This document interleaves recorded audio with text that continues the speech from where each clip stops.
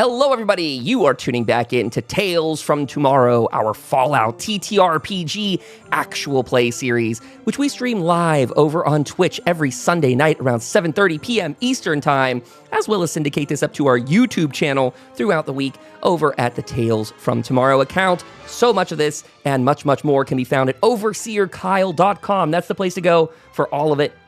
And if I can figure out some of these overlays and controls, maybe I'll put that up on screen to do with something like that. Let you know, overseerkyle.com. And as you might have seen, covered up by it a little bit, if you want to become a paid member, get access to bonus content like the recap we do at the very end of these episodes to sort of decompress, you can get that by becoming a paid member over on our coffee page, ko-fi.com/overseerkyle. And as always, for our housekeeping this week, let you know that you can use the code VAULT2 up on the Bethesda Gear Shop to save 20% off on your orders and to give us massive kickbacks over here. You know, even in the last episode of the Overseer's Log, I was even wearing my little Pip-Boy. This thing's really nice. I just felt like getting it out and getting it on the desk here. And I have a prop review video coming up on the Overseer Kyle YouTube channel. So do me a favor, give this video a like, make sure you subscribe to this channel, and then pop over there to the other one, Overseer Kyle. You can get subscribed for all that content. We have Substacks for both to send you weekly emails whenever new episodes go live. But that's going to be all of the housekeeping recap for this week. We're going to dive into the meat and potatoes here fairly soon. I want to welcome aboard my players. I will shout out our good friend Sky, who is playing his character Sam. He is a sort of pre-war soldier and medic. Sam, welcome to the stream. How are you tonight? Hello, I'm doing well, thank you. Glad to have you here. Tonight's focus for this evening may be the illustrious Dark Knight playing his character Jim Wayne. DK, how you doing, man? How you hanging in there? Hanging? I'm doing all right. Yeah? Yeah. Great. Good. Legal defense is all squared away. We're ready to go. No one's swinging this week. Let's just say I called Saul. Oh, gosh. Okay. I don't know what that means. I mean, I do, but I don't. I have ideas of what to expect. Next up, we have our great friend Mac Ravenblood playing her character Raven, the Mothman cultist. Hello, Raven. How are you tonight?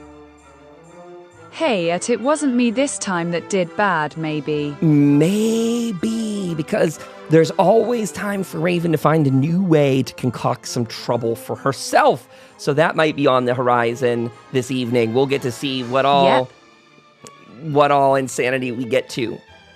Let's recap, though, briefly so the folks know what's going on. Our players had been out of town for at least 2 or 3 episodes, I think, that they had left the town of Hope, which is situated up the Ohio River, a little bit further north than you can get to in the Fallout 76 map. This is up past the West Virginia lumber mill. The quiet, quaint town of Hope, which has been rebuilding over the last couple months, it now being September in our game, almost matching real life. It is a quiet town. They've been rebuilding. They're in a precarious spot where they're under attack by mirelurks on a regular basis next to the river. They also, though, have a lot of lifeblood, a lot of foot traffic that comes through, or more that they could begin to bring into their town, those that are escaping the pit and going south into Appalachia, trying to find the responders or any other semblance of society like at Foundation, hearing all those calls over the radio of growing cities. Well, our little town of Hope hopes to take advantage of that situation. Our players had gone south for an extended tour because the Mothman cult had been growing in strength. They knew that they wanted to get some inoculations going on for the town for this scorched plague. And beyond that, they wanted to get some of this Mothman dust they had down to Point Pleasant. A lot going on with the Mothman. But this week, what we should be focusing on is that before they left the town of Hope, one of their members may have or may not have shot and killed the member of a cult in the town. This is a cult that was presenting themselves as very friendly and hospitable to our characters, and which they had moved in and nicely given a home to. And then a little snafu may or may not have happened, in which case a member of the team, maybe named Jim, maybe grabbed the orb from the cultists, and the cultists reacted in a worried way, and that ultimately resulted in the loss of a life. Or so Jim Wayne is being charged with upon their return to Hope. In the last episode, Jim was confined to the ship while Sam, Raven, and the rest were able to disembark and figure out what was going on. So, as we pick up in today's episode, we're really going to be conversing. I think we've got probably Raven and Sam about to go through the town, getting jurors. If it's okay with everyone here, I believe we're picking up the next morning, unless anyone wanted any nighttime activities or rituals. Did anyone need anything before they went to bed? No, I think that it's actually perfect because I was going to ask, will we regenerate luck? Yes, your luck has regenerated now that you're back at town in a rather calm situation. That is correct. All of you can have your luck back maximized. I need my HP back. The same to you. You got a full night's rest, and that technically means you have 2 bonus health points. Your maximum health is upped. We've talked about, probably off air, that if you guys want to keep score of that in a different way, you're welcome to do so. If it's easier for you all to think of that maximum thing as like a once a day stim pack type deal, that's fine too. I know it can be a little bit tricky to get on your health bar there.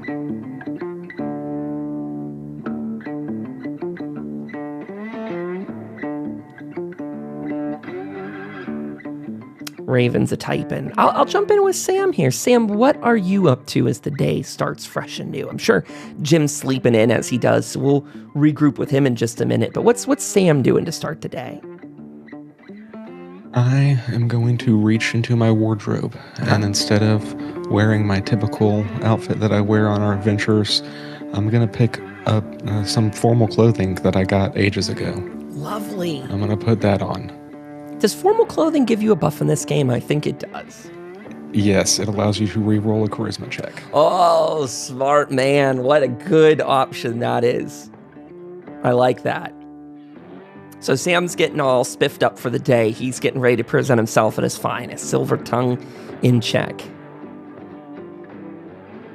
What do we got Raven up to starting off the day? What's she doing? And if you need a moment to type, well, I will preempt Jim here. Jim, you're going to be up next. You waking up in the kind of clogged, stuffy storage hold of that. That's where we left him, right? Aboard the boat, because the town didn't have a functioning jail anymore. So I believe he was confined to the ship for his sleep. I don't think they allowed him out of there, per se.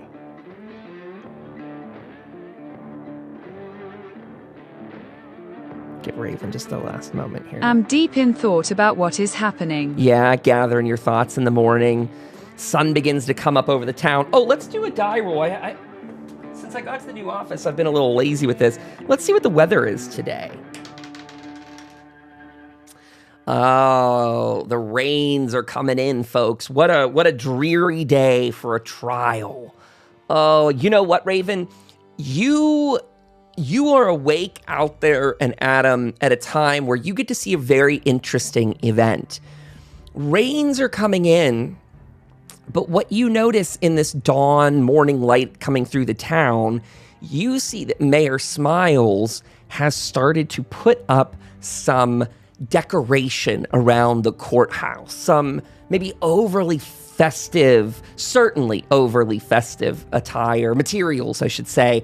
It looks more like a Foshnot event or like a winter. You've got all these sort of paper, like not origami, but whatever the heck you call those around the holidays, paper-shaped images and such. All these little flyers and little confettis and things like that are over there. It's looking very vault-tec-y, very over the top. However, you can tell this is kind of scavenged materials, like there's an edge of rot to it all, as if all these paper decorations are quite well aged. It seems that the mayor, though, you could see a single sort of printed sign on the ongoing rolls of paper, reams of paper. It says "Trial of Jim Wayne," and it's put over 2 of the telephone poles that are near the courthouse there. you get to see as a lot of this paper craft it begins to drip, begins to sop and soak and fall apart in the oncoming rainstorm. Rain is ill omen. They call me savage. By the way, a shout out to all the people watching us live tonight over on twitch.tv/overseer. Kyle, hello, Wilbur good to see you. Thanks for being in the chat tonight. Sorry that I don't read it much when we're doing the live streams, but feel free to sound off. A lot of the players read it, and I do when we go on break. This mayor is getting ready to cheer a man death.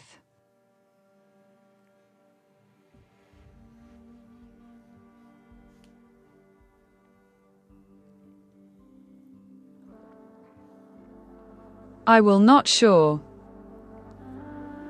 So Raven is out there in the morning, coming away with thoughts of despair and somewhat hopelessness, seeing how the legal system can be turned into a parade for the sake of public opinion and such. Very disappointing, huh? I need to head to PST office. Are you going to do that right now and you want to head over there? Sure. Okay, you go over. The post office in the town of Hope is occupied by one resident in particular who goes by the name of Marcus, the town's last postman. Marcus is a not yet feral ghoul, or partially feral ghoul. His mind is gone, but he retains enough of it to complete a rudimentary task or two on occasion. And if my player chooses to use a luck point upon visiting Marcus, you could get yourself something of interest from the post office. Marcus may be able to pull something up, but I'll give it two different ways. I will say that, one, you can use a luck point to try and gather something for him, but you could also try a charisma check too. So both options will work there, and you can do both methods should you choose. Depends on how much you want to try and get. You know, again, luck points you're welcome to spend throughout the game. I'll just say this, if you spend it at Marcus, although you can conjure up an item at will with a luck point, usually Marcus has a chance of it being nicer than what you might find in the wilds.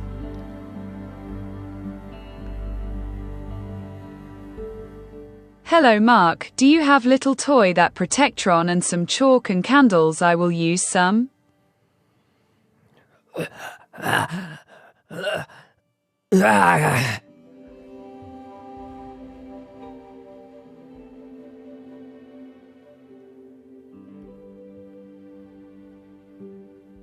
So above board, it looks like Raven's asking for a miniature toy Protectron, some chalk, and candles is the list I got.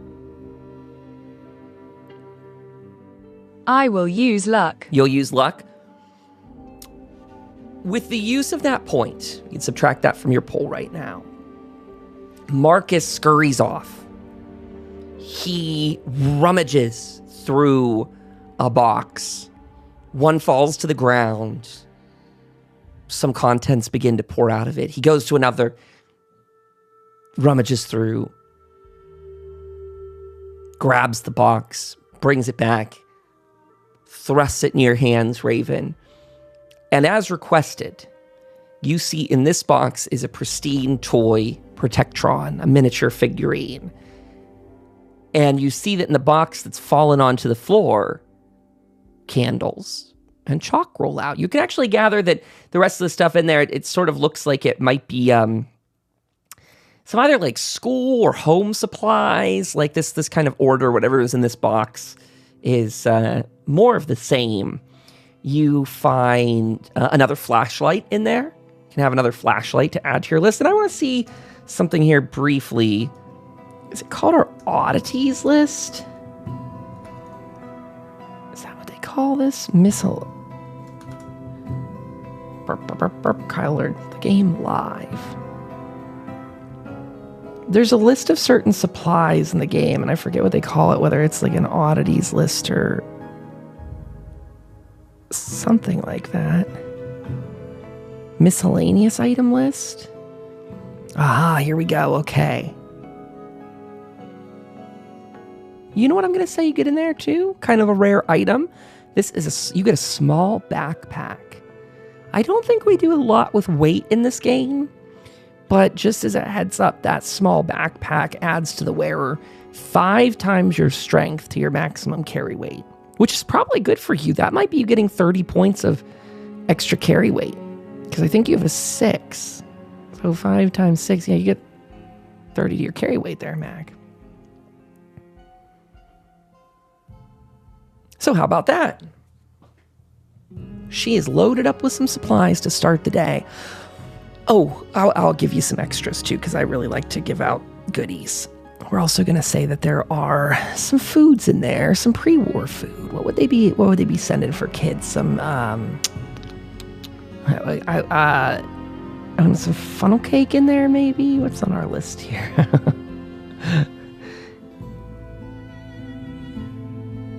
Would like to give you something nice off of this list if I can find a good one in there. Thank you, Mark. You are the best here. Have this fish I caught. Mark bites directly into this uncooked fish that you've handed to him. Interesting to you to learn that Mark is apparently someone that can eat fish. Fancy lad snack cake in there, by the way. Get yourself a fancy lad snack cake. That's the word I think I was looking for. Do we have some of those around here? Can I join in on this? Sure. Should you choose? Yeah, go for it. You going over to the post office? Yes, I would like to visit the post office. Uh-huh. I have my notebook, and I want, being that these Magic 8 balls were mass-produced, I want to draw the logo as I saw it when we first encountered it, as they were like kind of showing it to us. And I want to see if I can present it to Marcus to try to find another Magic 8 ball. Sure. Okay, so you're giving him an outline or a drawn image of a Magic 8 ball, and Marcus is tasked with finding you a replacement. Are you doing a luck point for that? Are you going to try and charisma roll? What are you going to do for that? I will try charisma roll. This is like its own scene, right? Like, will I still have my, if I re-roll it, does it count as a scene? A scene is about 1 session worth, so all of tonight would count as 1 scene, usually. Okay. I'll pay a luck then. Yeah, that works fine. Pay a luck point.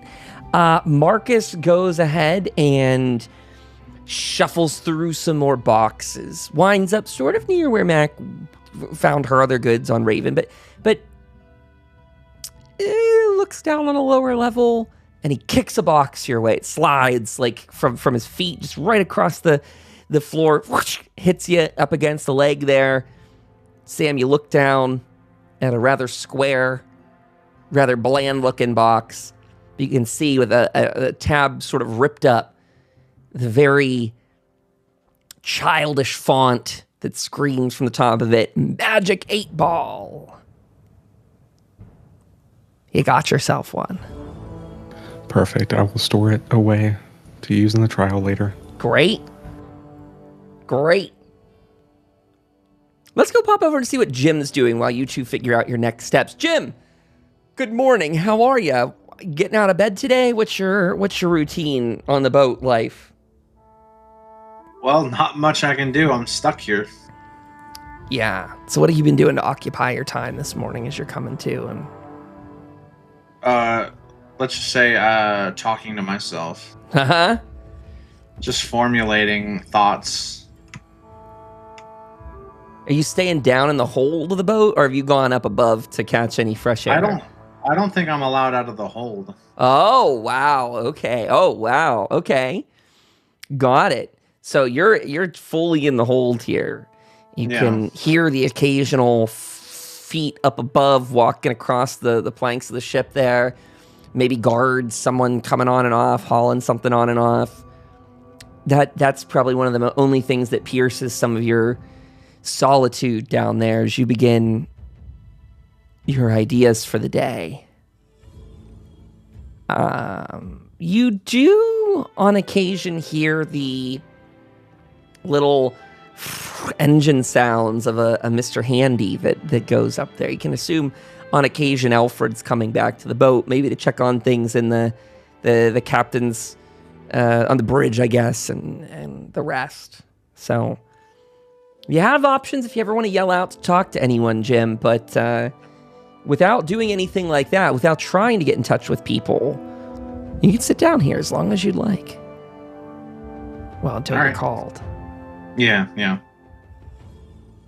Okay, establishing where Jim is now. What are Raven and Sam thinking about next? You're in there with Marcus. You both have gotten supplies for your day. I don't know if you two want to have a little dialogue with each other or if you're about to head off in opposite directions, but I'll shut up and let you two formulate. I will say, though, your trial for today is about like a 3 p.m. trial. We'll slap it right there towards the end of the business day. You guys have time this morning to be doing stuff. You will say, just for, again, ease of everything, we'll say it's around 9, 10 in the morning. We're pretty loose with time here.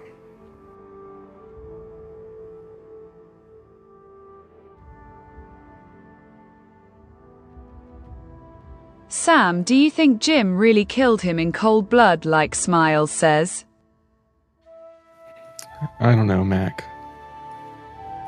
You know, if they pulled their guns on him first, then it's possible that, you know, he was just doing it out of self-defense.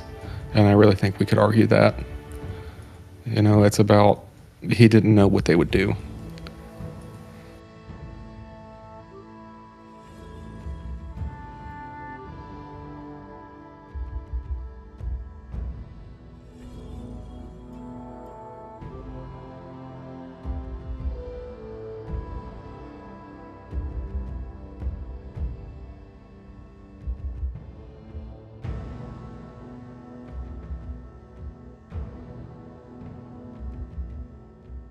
As Raven's typing, you guys begin to head out of the post office, beginning to walk down the street. I'll just say, Sam, where would you like to go? Which direction you walk in?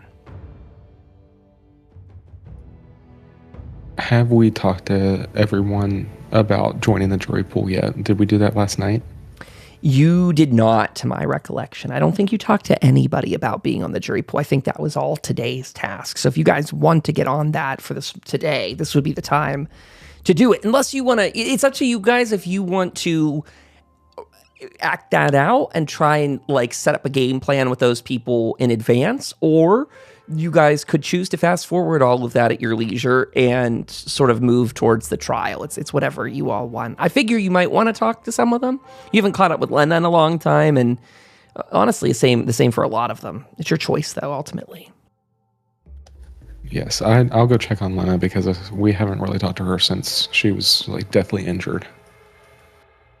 Yeah. Lena? You might be right, but what he said about rewiring Smile is nearly like what Smile wants to do to him. Also, Al feeling we're hurt too. I know. It was the engineering in him. It was, you know, what can you do? You can't stop a scientist from wanting to tinker. So I'm hoping, again, that was just a lapse in judgment, or, you know, maybe just a joke.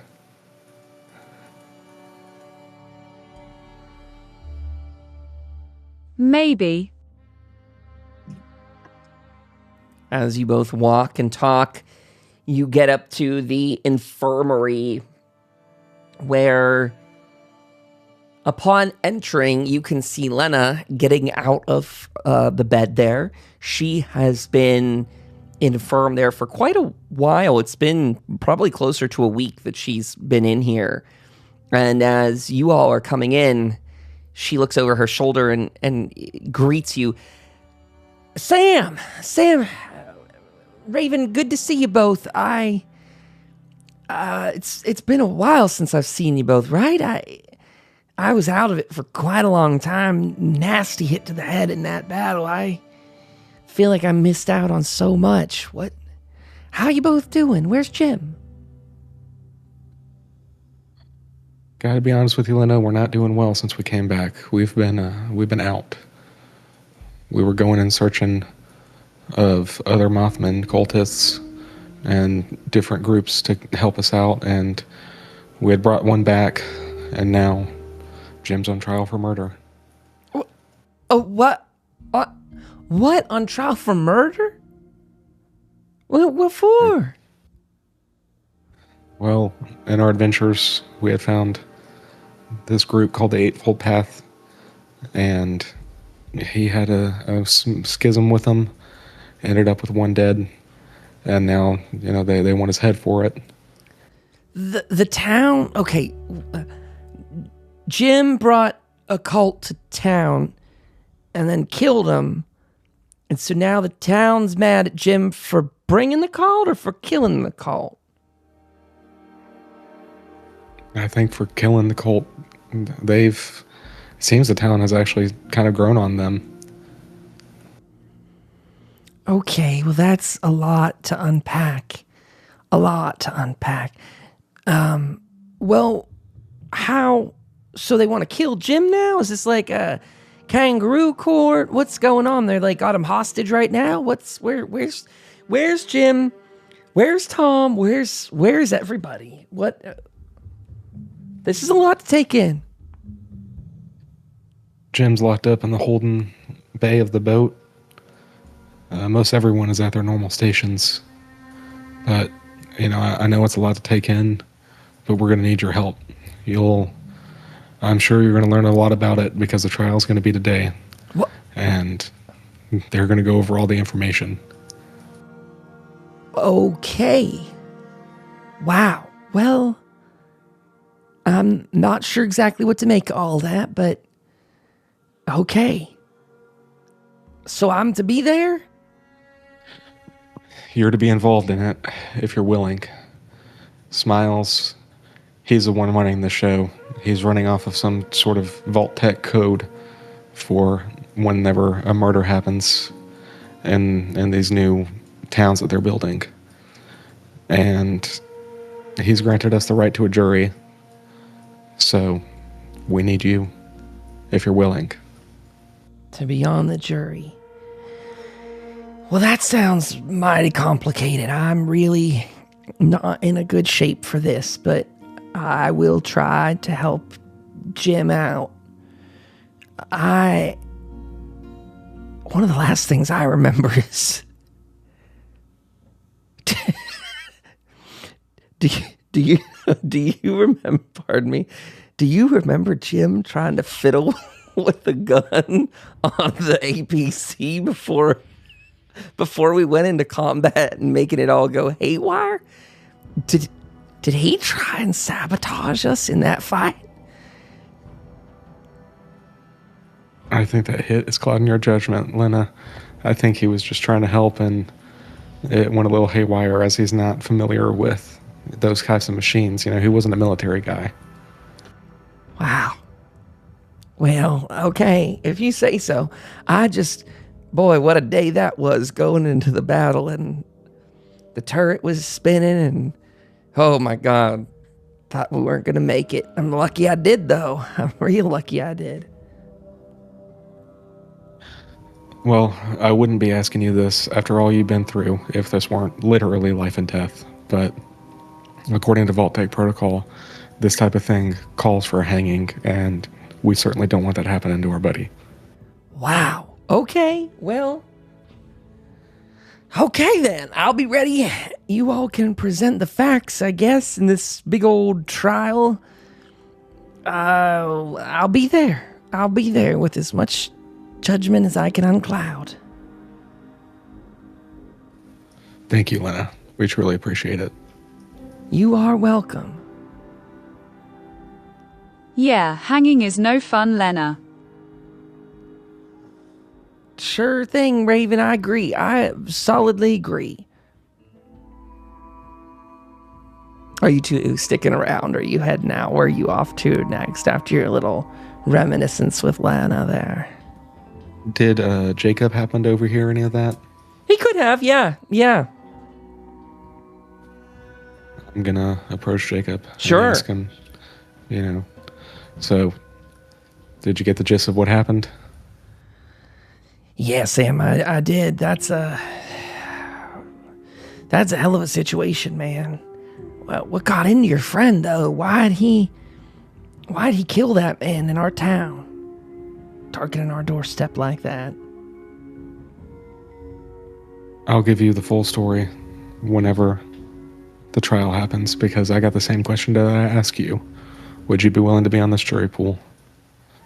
Well, I could do that, but I will do that. I'll accept it before I tell you the caveat. I accept. But I gotta let you know, I'm gonna be impartial. You figure, I met some of these cultists and their intake. There's some nice fellas and lads and ladies and all the rest in there. It's not a bad group of people. They might have their little thing that they cling to, but who doesn't in the wasteland, you know? I'll be honest, as a doctor, I don't like seeing fairly neutral people killed in this town, or around anywhere. Your friend bringing that sort of lawlessness, that sort of Wild West justice is not something I want in town, to be honest with you. I respect that, and I only ask that you keep your mind open, because, we have some facts as well, and we hope that you are open to hear our side of the story. I am. I hope that whatever comes of it, the law is reset in a way that the people aren't doing this anymore. That's my key priority here. I hear you. I can only hope that, justice prevails, friend. That's all we can ask for. Agreed. I will be there. I'll make sure Lena gets there in one piece, too. Thank you. Much appreciated, and thank you for taking care of her. Absolutely. With that, I'm going to head out. Sure. And I suppose I'll hit up Terry next. Okay, going over to the general goods store. Great. Ring-a-ding-ding as the bell rings as you go in. Terry's in there, minding the register, kind of going through some stock he's got listed on a little sheet there. Got his little clipboard going through it. Sam! Good to see you. How you doing today? Could be better, friend. How about yourself? Well, fine enough. I hear, got word that maybe old Rusty's coming up this way, looking at some new wares he could be bringing. Said he's in a hurry, not really sure how much he can pack, but I gave him a little list of our needs, some wants, etc. You need anything before? Well, he's probably already gone now, looking at his wristwatch. I do have quite a big favor to ask you. Okay, lay it on me. I need you to maybe close up the shop around 3 p.m., because I'm sure you've heard of the trial that's happening. The one that the mayor came down here to get all those supplies for out of the stock room. Yes, sir, that very same. We've been entitled to a jury of our peers, and who could have thought better than the best trader in the town, and someone who gets to, see many different people of the town come through than old Terry. Well, I'll be there, Sam, if you need me. I heard a little bit about what's going on, not too much. I don't even know how much I can say to you now if you're inviting me to be on the jury, but man, what a dangerous place this town's becoming, I gotta say. Makes me worry. Yeah, that mayor seemed way too happy to hang someone. Well, I don't know if that's a bad thing or not.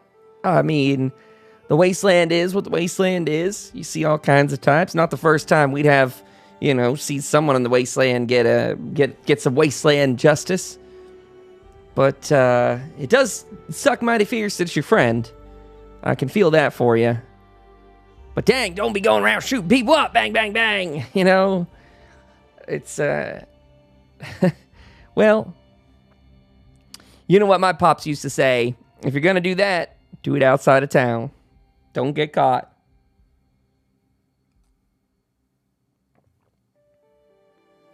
But I wouldn't do that now. Don't look at me like that. I won't say anything now to sway you. I'm hoping all the swaying will be done in the courtroom. Yeah, none up on the gallows. That would be good. Let's keep them empty. I wholeheartedly agree. Okay, well, I will be there. 3 p.m. I can put that on the mayor's tab that he opened today. Thanks, Terry. Appreciate it. Sure thing, Sam. All of my potential expenses, all the potential sales, I'll charge him for all of those. And with that, I will head out and meet with Hell's Bells next. Okay. The mayor is not in there right now. I think I'm a little too lazy to move that Protectron out of there, but he is not sitting around there. I'll just zoom in further.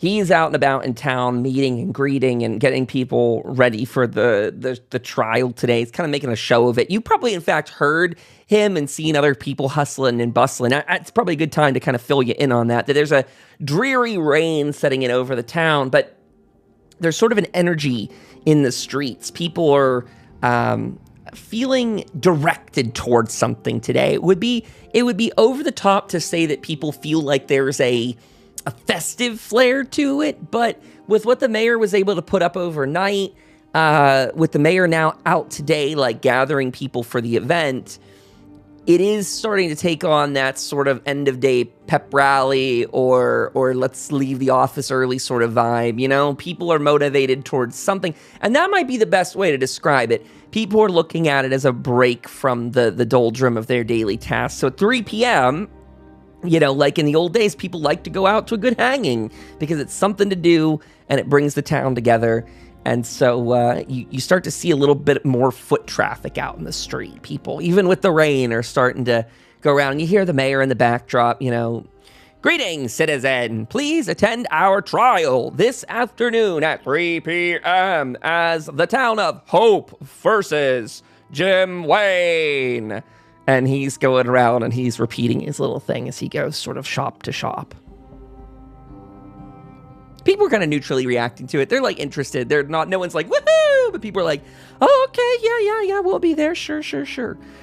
Some of the townsfolk probably don't even know who Jim Wayne is. Some of them would. Some of them, there really hasn't been too much where you guys have been like in front of the whole town and kind of bared all that truth. You guys were, in front of some of these people for the, like the shooting range day, although Jim wasn't a part of that. That was, I believe, Sam and Raven, I think.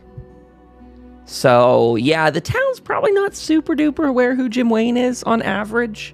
Depends on who you're talking to, though. Like, the key players know, but the less than don't.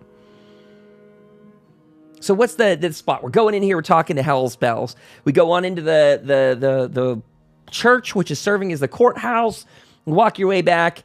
You see Hell's Bells as she does. She's going through some of the supplies here, and there's a couple soldiers in the room with her. She's got 2 or 3 of the town's militia there, guard, whatever you'd like to call them in this case. Sam, you kind of round the corner and probably give her a little wave or something, huh? I'll give her a wave, walk up, and I'll ask, "How's it going, Bells? It's been a little while." Sam, it is a day, my friend. It is, I'm sure I know what you're here to be talking about. I'm guessing this has something to do with Jim? Indeed it does. We've been given the right to a jury for this trial, and we need people who know him, who have seen some of the things that he's done. I mean, this is our really the only shot. This is a trial of a 7 against 1. So we need as many people as we can. Wow. Well, you see, that puts me in a little bit of a pickle because I'm in charge of the town's security and general preparedness, which is why you find me here in the same building that's about to try your friend for disrupting that security and peace. And so I just got to level with you, Sam. That is quite a twisting of obligations you're asking me. I respect the ask, but it is a tough one for me.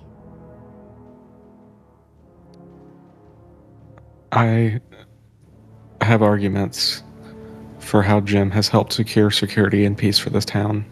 if you'd be willing to listen to them whenever we go on the trial. Well, I guess what I'm saying is I could be there and listen. I just don't know how.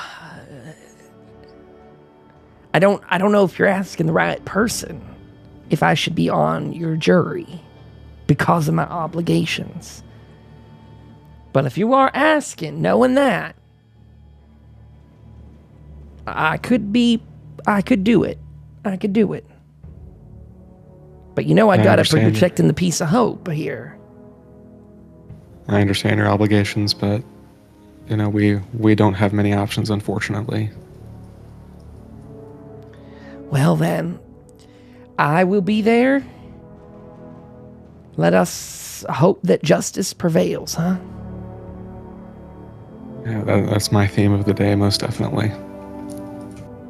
Well, good luck to you, Sam. Thank you. With that, I will go to the person saved best for last, and I will see if Tom will come help me. Oh, sure. Okay, we're going to Tom's office. Tom Clifton, you knock on the door as it jingles and opens. He looks up from his keyboard, got his big pipe and cup of coffee next to him. Sam, Raven, don't expect this is good news today, huh? Not necessarily. I need your help, Tom. Okay. That robot wears the hat of mayor, but we know that it's really you who is kind of the backbone of this community, and we need that voice today as one of our jurors in this trial. Well, look, I'll try and be on it. I don't know if the mayor will keep me or toss me, but I will go. I will try. I will say what I can, or, well, I guess I won't be asked any questions, huh? We only ask that you listen.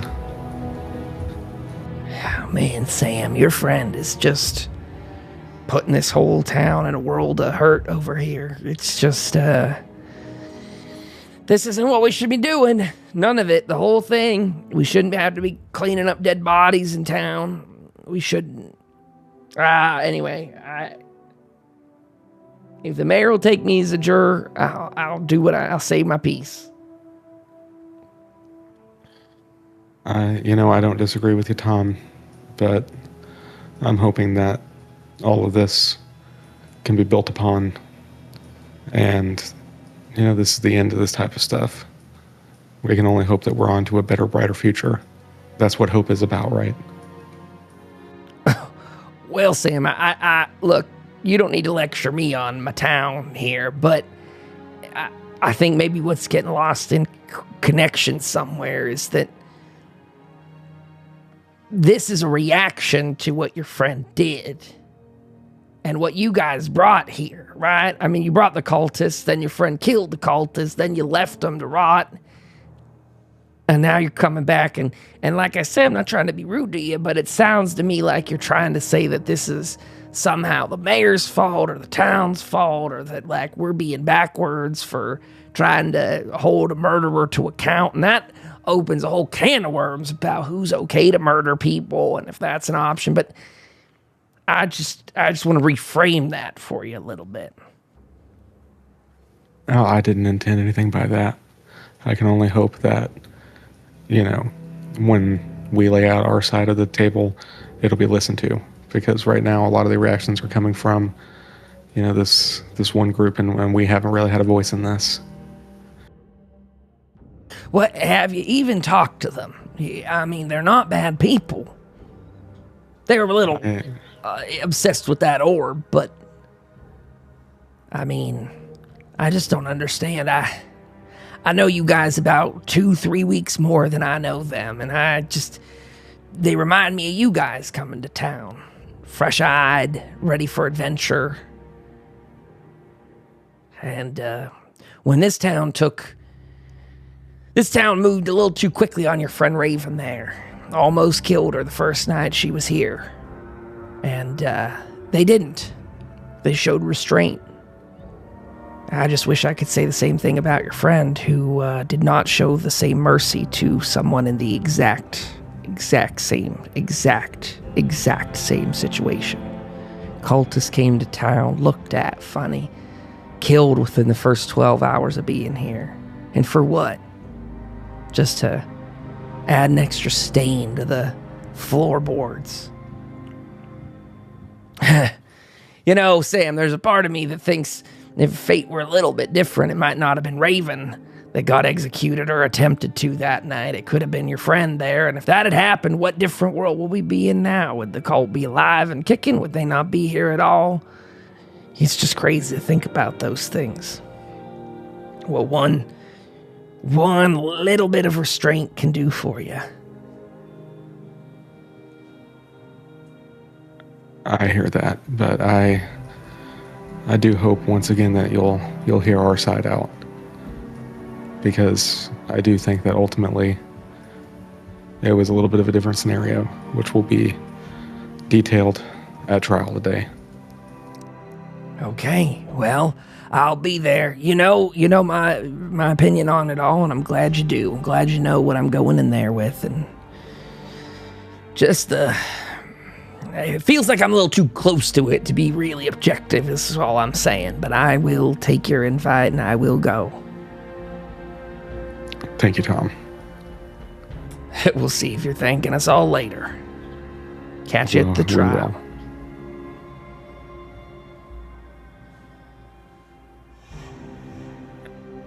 And with that, Tom said something about it, and I was thinking about it too. Swinging by these Eightfold Path people, I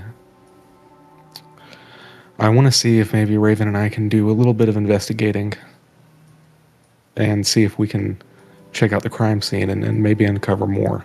Since we weren't there, maybe there was something more to it. Okay. We will do that whenever we come back from the break. Raven can keep typing whatever message she's got. We'll take our break then. With that notion. If you want to queue me up with anything extra before you go, that'd be great too. But now you've got all your jurors lined up. You got 5 jurors. So who do we have again? Let me check the list. We got Lena. We got Jacob. We got Terry. We got Tom. And we got Hell's Bells.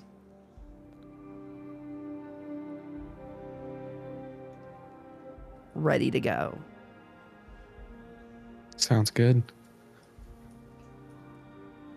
Raven's ready. She's so excited for this. She's chat. Oh my gosh. The people out there in chat, this is either going to end in glory or chaos tonight. The ropes are getting higher. That's the wrong word. I'm walking with Sam. I will tell him about my plan. Okay. Well, Raven, when we go on this AFK break, you have time to type up and proofread your message there. So take your time. Well, actually, though, remember to go on your AFK break early, Raven. 10 minutes will be gone from the keyboard here. So get yourselves ready. I don't know if this is the right button. Here we go. Okay, everybody. With that said, we are back at it. The trial of Jim Wayne is about to commence nearly soon. We have our trusty dusty ghoul coming up the road. Rusty Dusty Bones. He's coming in to be Jim's defense attorney. We got that on our side. How's our chat doing? We got a Raven typing. Who else do we have back? We got a Sam and a Jim. Yeah.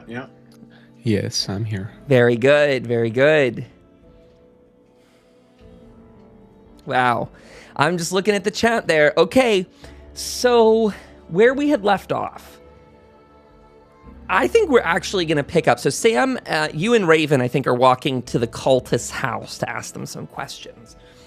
As you are on your way there, Jim, in the hold of that ship, you hear a certain familiar voice call down from the stairs above. Jim, are you down there? It's me, Alfred. I was wondering if you might be available to talk for a brief moment. Well, considering I'm stuck down here, I'd have nowhere to go, so sure, yeah. What do you got?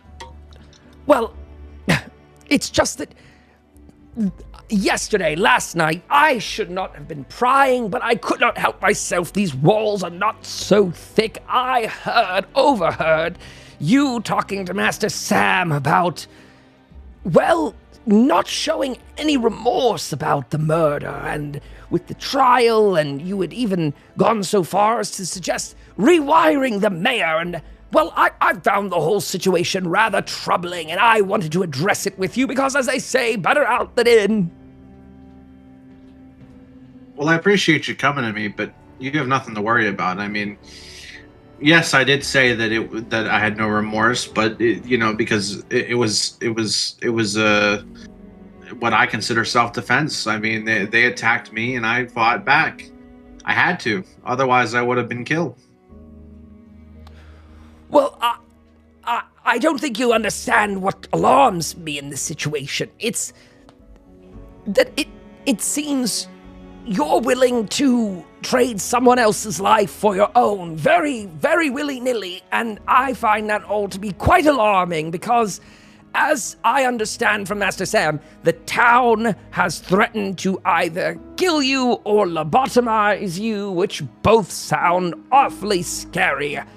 But at the same time, it sounds like both of those options are things you would gladly do to others, like the cultist who you would have killed and would have killed again, and you're talking about lobotomizing the mayor of the town because you're not happy with the verdict or even proposition that you're on trial, and, well, it makes me quite concerned for my own physical safety, if I may be so honest, and as captain of this boat, it makes me quite alarmed to find that the prisoner I'm transporting here is maybe so inclined as to kill me to get me out of the way or rewrite my memories if it meant you getting off the boat.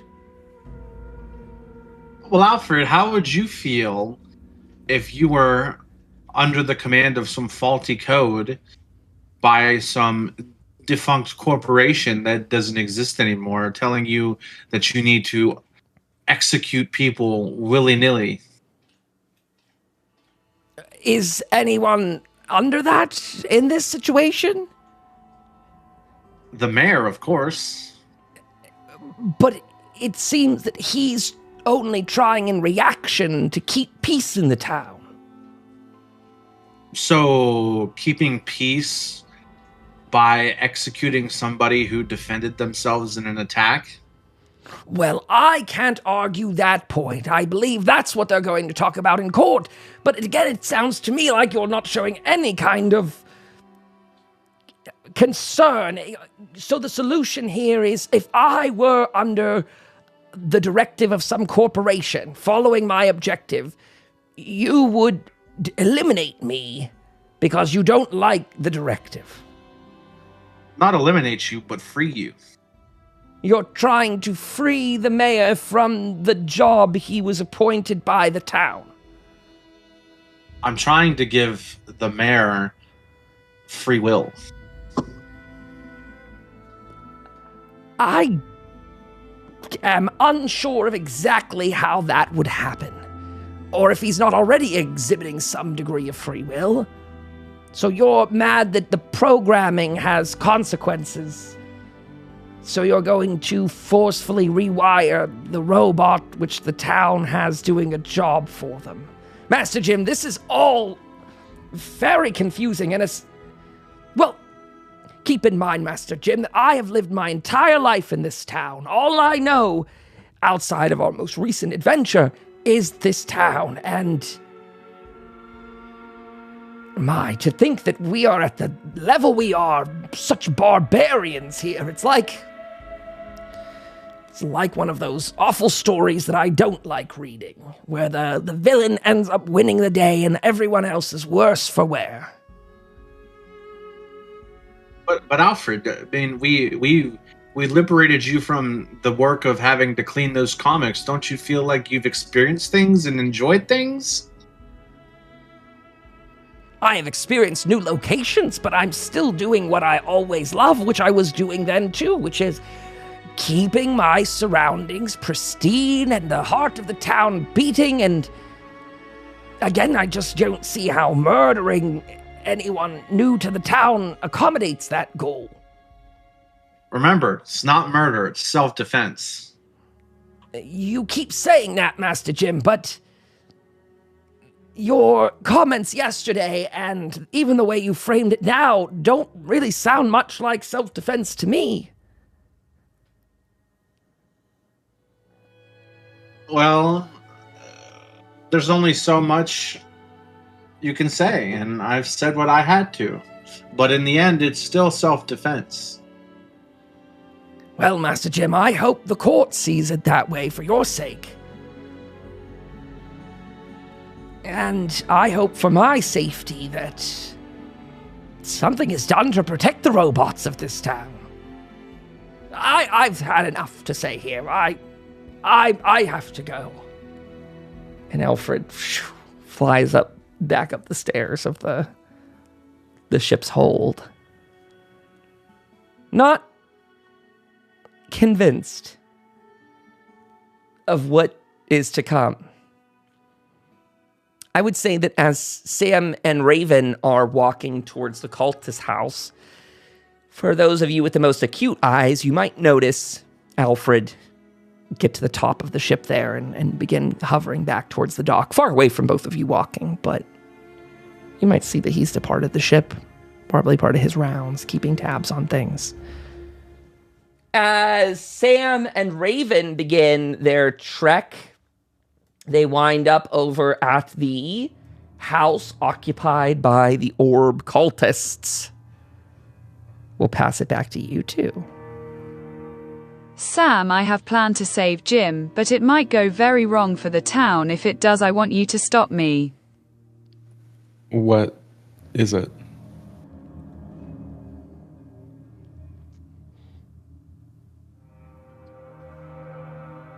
What is it?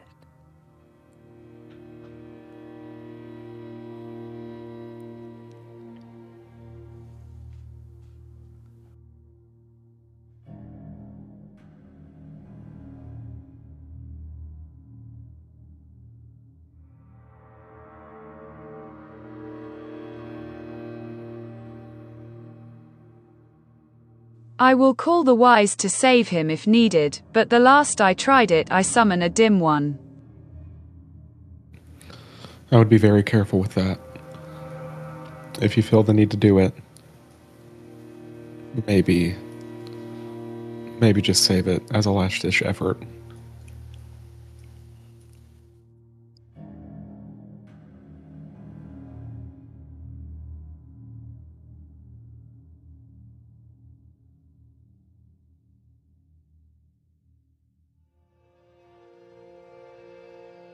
Yeah, you are right. I hope you and Rusty can save him. Me too. We've brought, a lot of blight with the Mothman to this town, and I just do worry about you summoning the dim one and something terrible happening. They've already got eyes on us.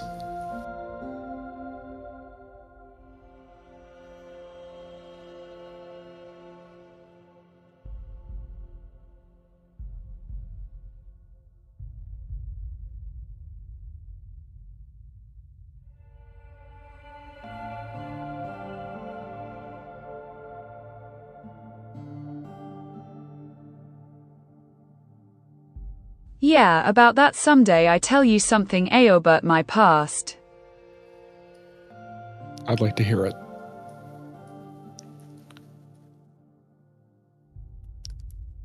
Whenever you feel comfortable. You might not like it. Well, I'm about to have to get our friend off of a murder charge here, so, nothing can surprise me anymore.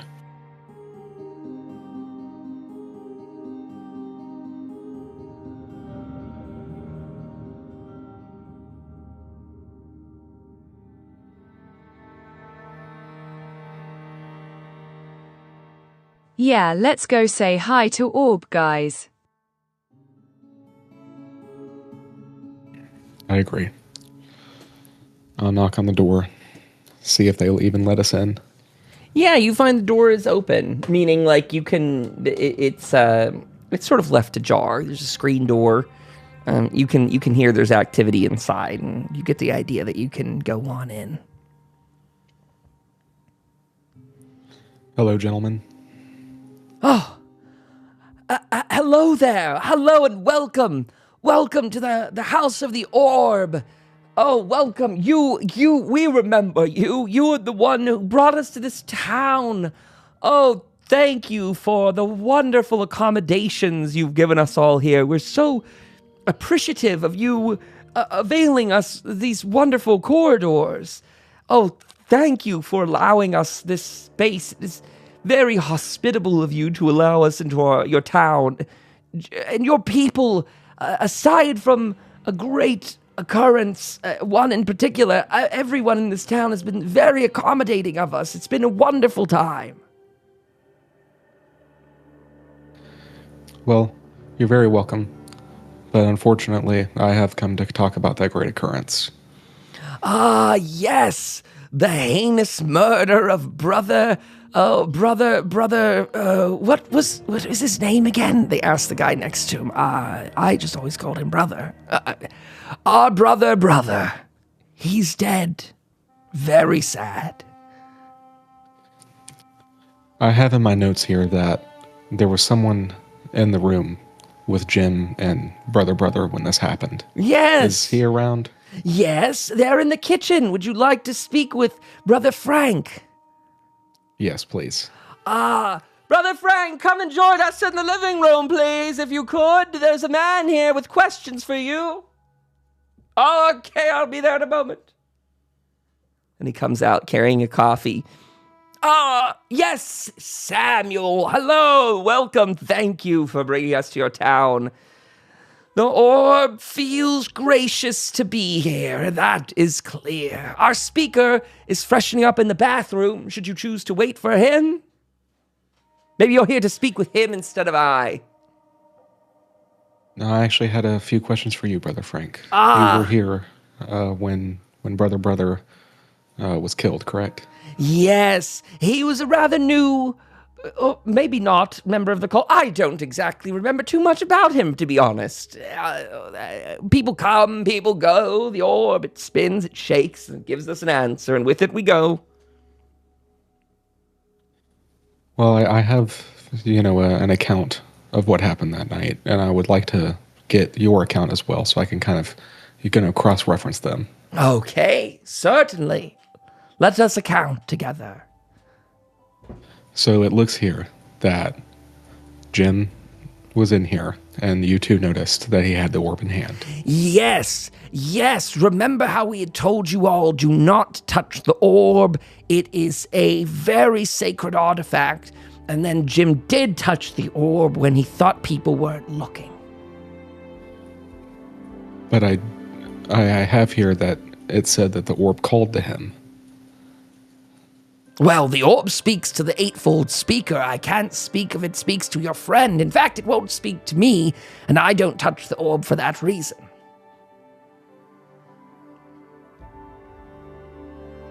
It says that while brother he didn't necessarily believe this. It seemed like you might have had a thought that it was possible.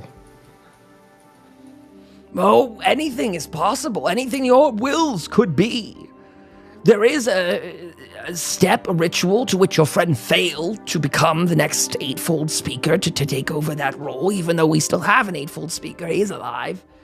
But your friend thought to maybe usurp his crown or throne or orb itself. I'm not really sure. I don't myself have ambitions for grandeur. I just follow the path the orb sets forth for me.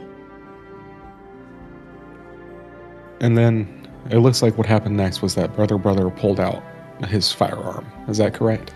I do believe he brandished it in defense of the orb, yes. As is our way, if someone is to touch our orb, we must reclaim it, whether that means killing them or not. Protecting the orb is of utmost importance. So brother would have killed him for merely touching the orb, correct? If he would not have relinquished it to brother, yes, likely he would have. And then it looks like Jim, he did ask the orb a question. He asked if the orb demanded that brother be slain then and there, and it It looks like it told him without a doubt. Did you happen to see any of that? I do remember him shaking the orb, but you see, the problem is, it's just as if I were to shake the orb. The orb will answer, but it may not answer true. You must be the chosen spokesperson of the orb. The speaker of the Eightfold Path knows how to discern its great wisdom. It would be like finding a book in a foreign language if you or I were to shake the orb. It has words, no doubt, and meaning, no doubt. But what is the word and what is the meaning? Unless your friend is an Eightfold speaker with his own ball and path, then I cannot imagine anything it told him would be valid. In fact, it would be quite heretical. Was Jay made aware of this before any of this happened? I don't know. Why did your friend take the orb? If he didn't know our sacred ritual and custom. I mean, we did warn you all when you first met us that it would be dangerous it would be a violation of our sacred tenets to touch it.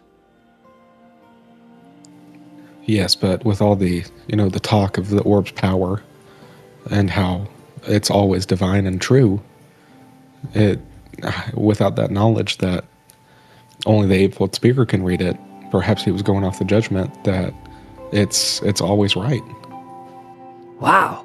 Could that mean your friend has a permanent level of misjudgment, court intrinsic to his being, that anything that challenges him is automatically a threat worthy of being slain? What a fascinating idea. And alarming. If he believed in the power of the orb at the time, and it was told that the orb said he should do it, maybe he was just going with the orb's word. So your friend is now a die-hard orb believer. How interesting. What a vast change of pace from the idea he espoused that day. Has he had some sort of moment of clarity to give him this insight, this change of heart from the vulgarities and foulness he spread upon the orb's name that day? Perhaps the orb showed him the light at the time. People have lapses in faith. People go in and out all the time. Perhaps he was just having a crisis. Well, how fascinating is that? I will remember that next time I am in a pickle and need an excuse to commit murder. I think that is a fascinating alibi, and it certainly contradicts the words he said that day, and it certainly contradicts the orb denying him being chosen for the path, being the next speaker. What a conundrum that would threaten to shake our entire religion to the core. But yet none of what you say actually tracks with what we believe. So it's not really, it would be, let me say this, Sam, I appreciate you trying to understand us, but what you're saying is sort of a mockery and an infantilization of our religious beliefs. And so it doesn't really convince me that your friend was acting in good faith, but instead seems like this is a parlor trick to confuse me about watching your friend kill my friend in this room.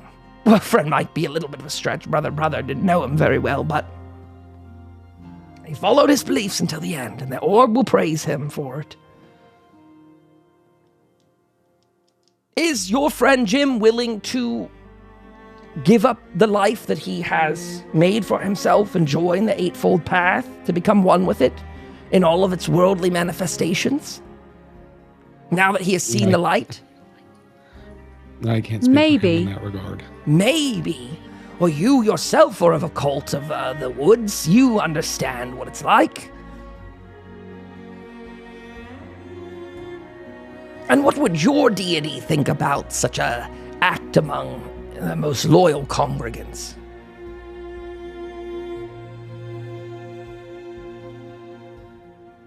Yes, I follow the wise Mothman. We have slain many Mothman cultists in our time. Thanks to the power of the orb, may it bless our path. Guide us away from the darkness that your cult represents.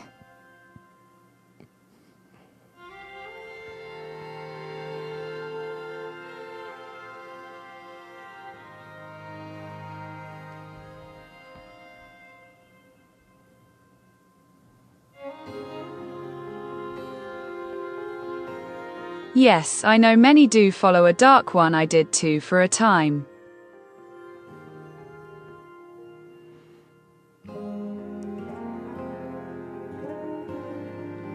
Well, may you be a good change and a wising of the light for them.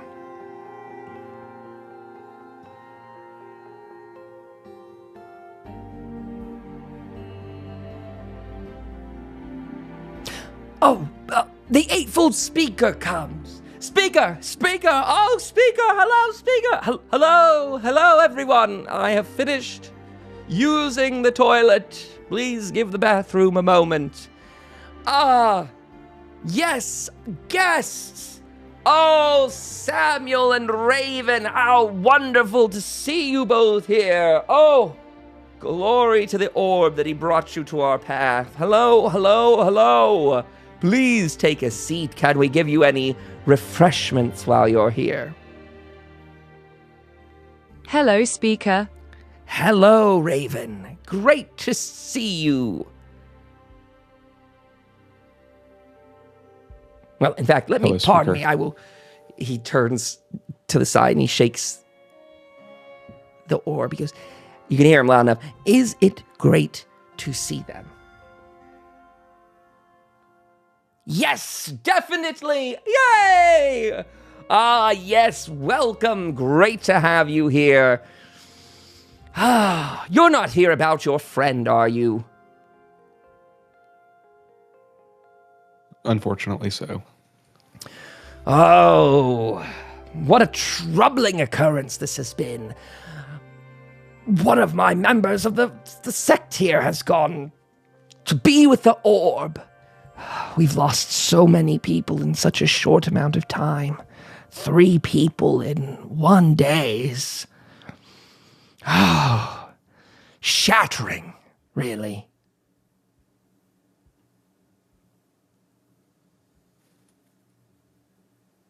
May the orb guide them in the afterlife.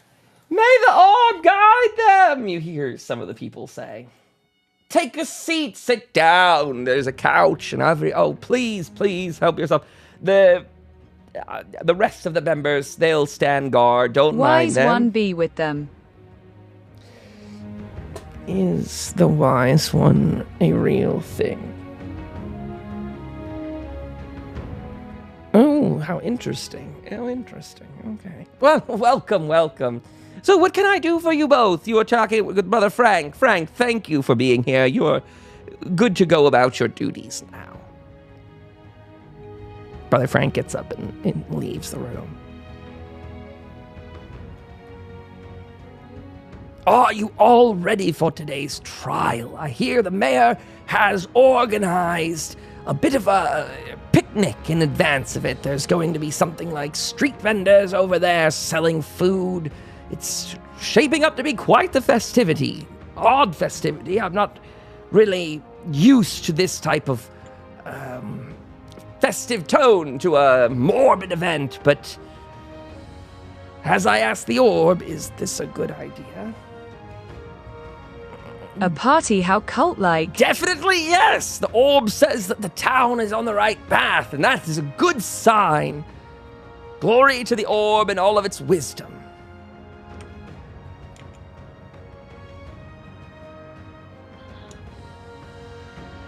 Yes, Raven, I agree. It is quite cult-like of the town. And people have called us a cult I say the town before. is going to bad place. Really? The orb disagrees with you. It says this is a good thing. I'll ask again, is this a good thing for the town? Signs point to yes. Well, I don't know what all I can do to satiate your minds here today, but we should see that your friend is ready and everything goes according to plan.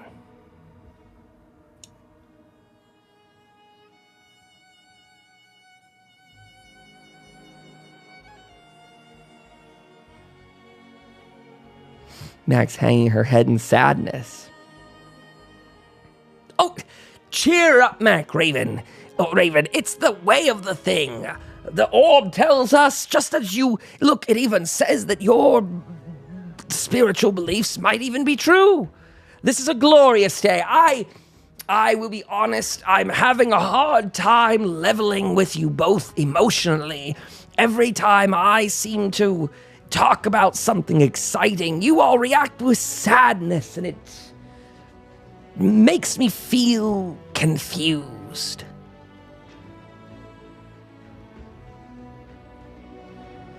There's a lot riding on this, friend. You know, if everything goes bad, then our good pal is going to end up on the end of a rope. And we're not too excited about that prospect. Well, let me ask the orb then. Should they worry about their friend's well-being? Yes, says the orb. The orb says yes, you should worry. Are you worrying now? I've been worried.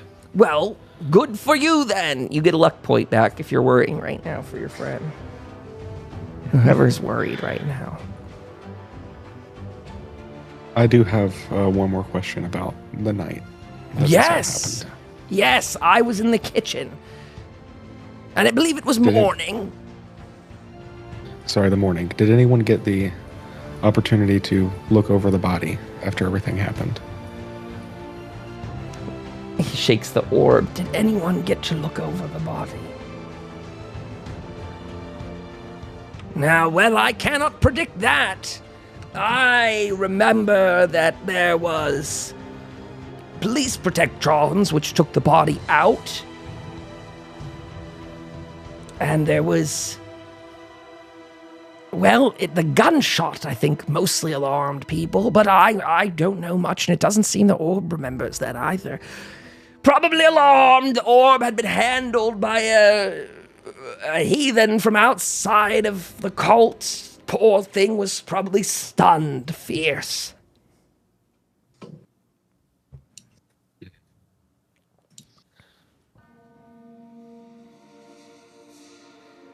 I guess above the board... Yeah. I'm trying to figure out where did this shot land? I tried to look up previous rolls, but I'm curious on where. Like, did he shoot him in the head? Did he shoot him in the leg? Ooh, I don't know. I don't know if DK remembers that by chance. No, I don't.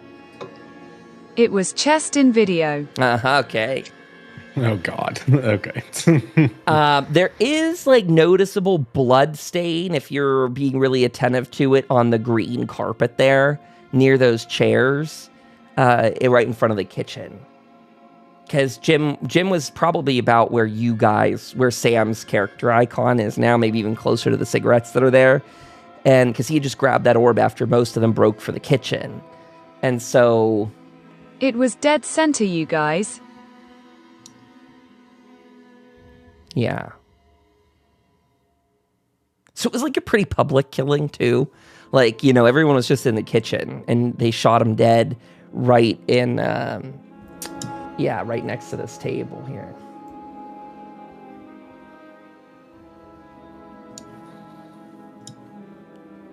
I appreciate your hospitality. I think I'm going to make my final preparations for this. Raven, if you'd like to talk to them some more, you're welcome to. But I am ready to head out.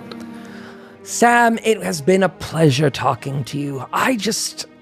Let me just say from the bottom of my heart, I am so sorry that your friend caused such a rift between us all. We wanted nothing more than the success and prosperity of this town, and what a wonderful experience we all could have had. Did you know, by the way, Sam, before you go, that we've had a couple of your members of the town express interest in coming to some of these meetings? It's been quite lovely to get to talk to them more. I'm quite hopeful there'll be new members of the flock to make up for the congregation lost. I have no doubt we will recover. And he shakes the orb. We will recover. I can only hope that everyone will recover from this. Thank you. Sister Raven, are you staying with our great cult here today? I mean, sect. Are you staying with our sect today? Are you going off on an adventure of your own, maybe to see the gods themselves?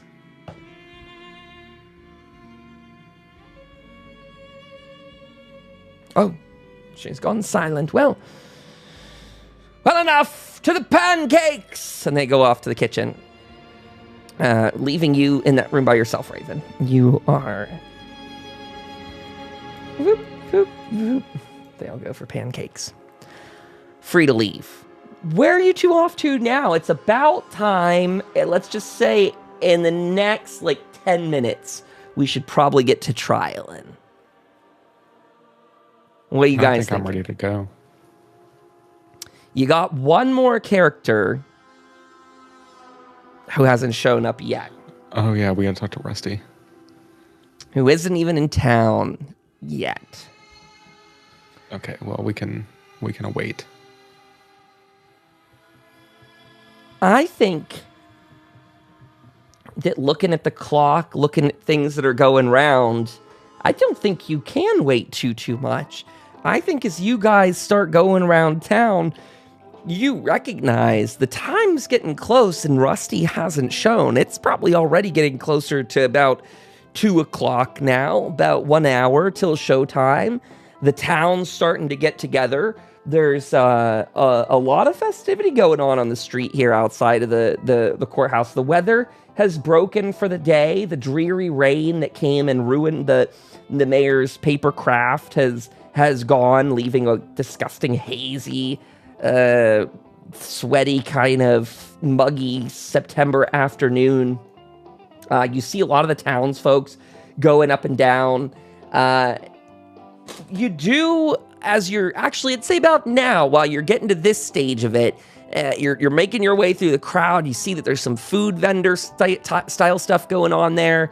Some squirrel on a stick, maybe some Meyerlurk omelets being served up. A lot of good smells going on. You got Jim on the boat. You know he's over there, probably, having to smell all these smells waft through.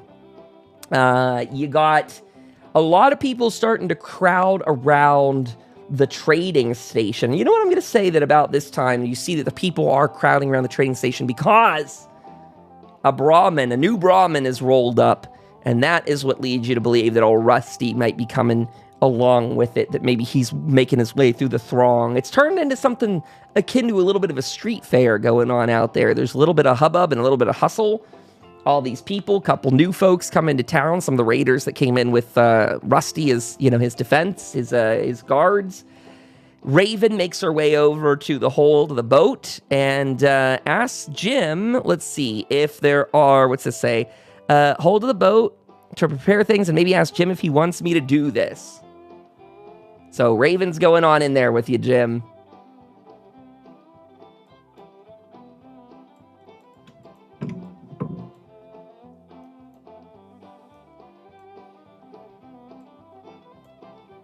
We got a Raven typing. She sent a picture in chat that looks like a Mothman summoning circle.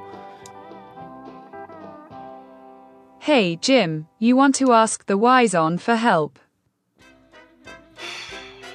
Look, as much as I rag on your stuff, I think this is probably the one and only chance I'll ever do it, so I think we should.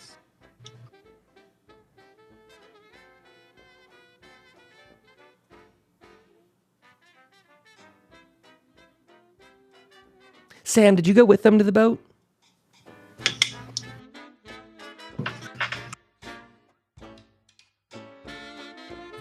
I didn't hear an answer to that. I'm sorry. Maybe we don't have Sky for a second. Maybe he stepped away. That's okay. So Raven, you're asking Jim if he wants help. Jim's saying yes.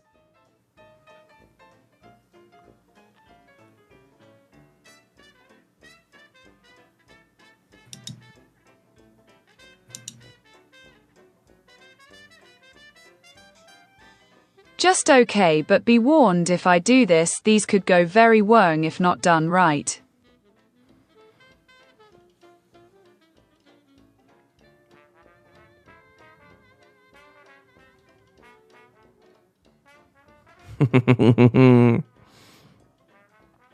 Mac and her Mothmens.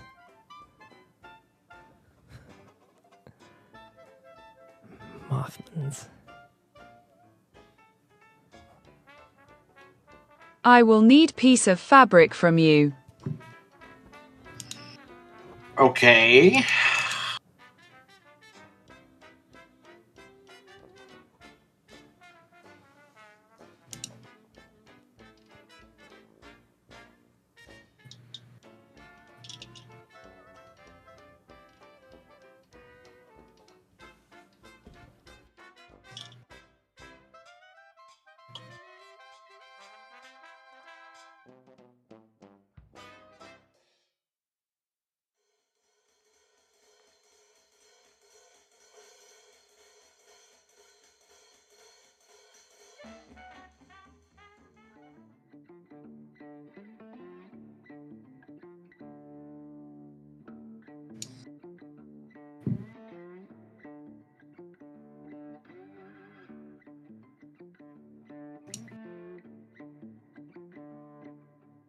Guess I will get your work making the summoning circle. You can't go to the party, I guess.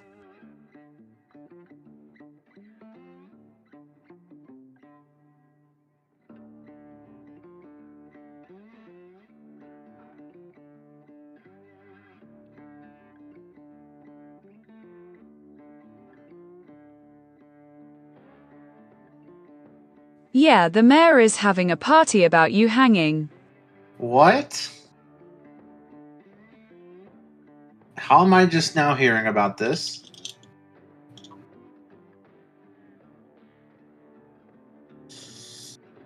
Actually, Yeah, it like a party out there. yeah, you'd probably have a pretty hard time not knowing about it. The smell of street food and the rambunctiousness of people, maybe even a little bit of street music going on out there, people with their little banjo and stuff like that.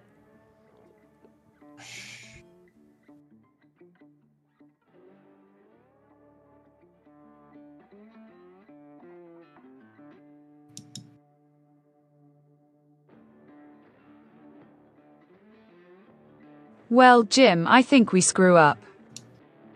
How?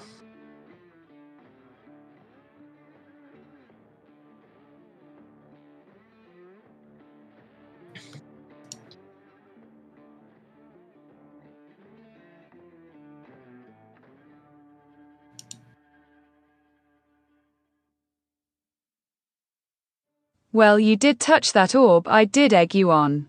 Yeah. Yeah. But we all agreed it was self-defense. That's what we're going with.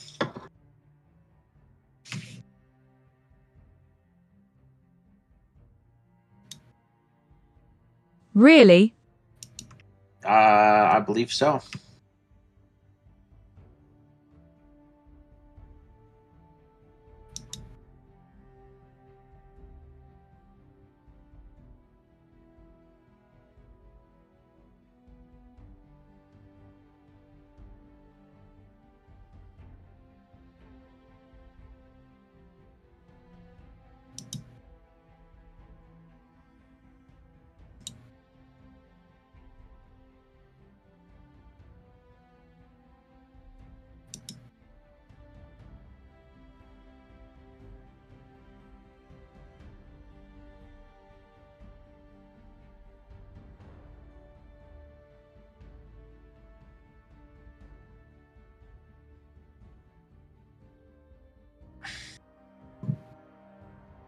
Okay, gang, we gotta get moving on here fairly soon. What you saying, Raven?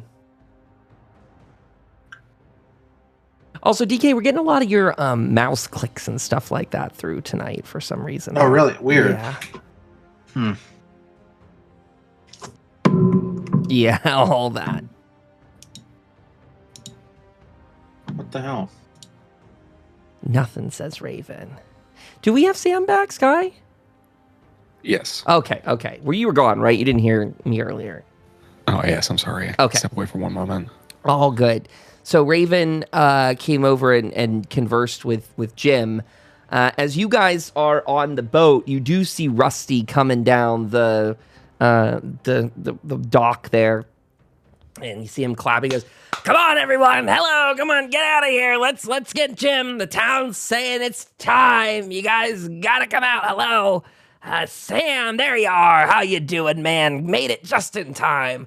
Oh, I didn't know there were so many festivities. I would have brought more like trinkets and sound makers and stuff like that for the people. Didn't know it was such a town fair vibe." I didn't know it was going to be like this either. It seems a little bit jovial based on the circumstances, but, whatever works. That's right. Whatever makes the people come together in town. That's what I always say. It's all about connection, Sam. And he claps you around the shoulder. His arm is, "It's all about connection, Sammy boy. That's why I'm here even. Hell, yeah, I'm not even a lawyer, but yeah, I've elected me to be on your team. I, by the way, listened to some of those holotapes, and let's just say they're a little rough around the edges about actually winning the cases, but that's okay, because it's just a robot, right? I can out-talk any fast-talking, smooth-talking robot." That's what I'm hoping. I definitely might need your help, so... If you could come to my aid, so I would greatly appreciate it. Question first: are all the people here like about this, and they like want him to hang? And so, like, if we get him off, we're gonna be hanged by the angry mob or something. Just so I know how fast I should plan my getaway. I'm hoping not. I'm hoping that they'll see it for what it is. If these people agree with our defense, then hopefully justice rests. Let's put justice back to rest. I'm all about it. Let's do it. Well, looky here, Sam. All the people are starting to get going. Is Raven getting him out of the hold there? We need to get gone there. Otherwise, they're probably not going to be too happy if we're late.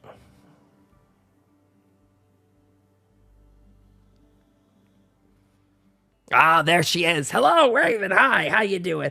Oh, and there he is, the man of the hour, Jimbo. How you doing, man? This is sort of a celebratory day for you in a twisted way, huh? Like a mockery of a birthday or something. Well, I feel like a clown, I'll tell you that. Good that you got your humor about you, Jimmy boy. That's good. That's good. You'll want that. Before the bombs fell, when people knew they were gonna die, they'd make a specific pose or a face about it. Try and have a little fun, If the bombs are coming, you might as well go out smiling. And maybe the very same with you and the gallows. If that's what gets you good and going there, we could, I don't know, take a picture with you smiling, a big old thumbs up, like the old Vault Boy logos. Let them know they never got you down, Jim. Oh, silent. Not a very fun crew here today, huh? Well, they kept me in that ship all day, so I'm kind of out of it. Cooked in the sun. Not a pleasant time to be in a cargo hold. Well, you know what they say. Let's go somewhere more fun than a cargo hold. Let's go to a courthouse. Ha okay. Yeah, nearly done, Mr. Rusty. Give me one more min, sir. Good luck to ya. And Jim and Sam and Rusty all head down the dock to the courthouse. So they are all making their way over here. I don't know that I got a Rusty. I think I did have one of them on here. Can I find him again?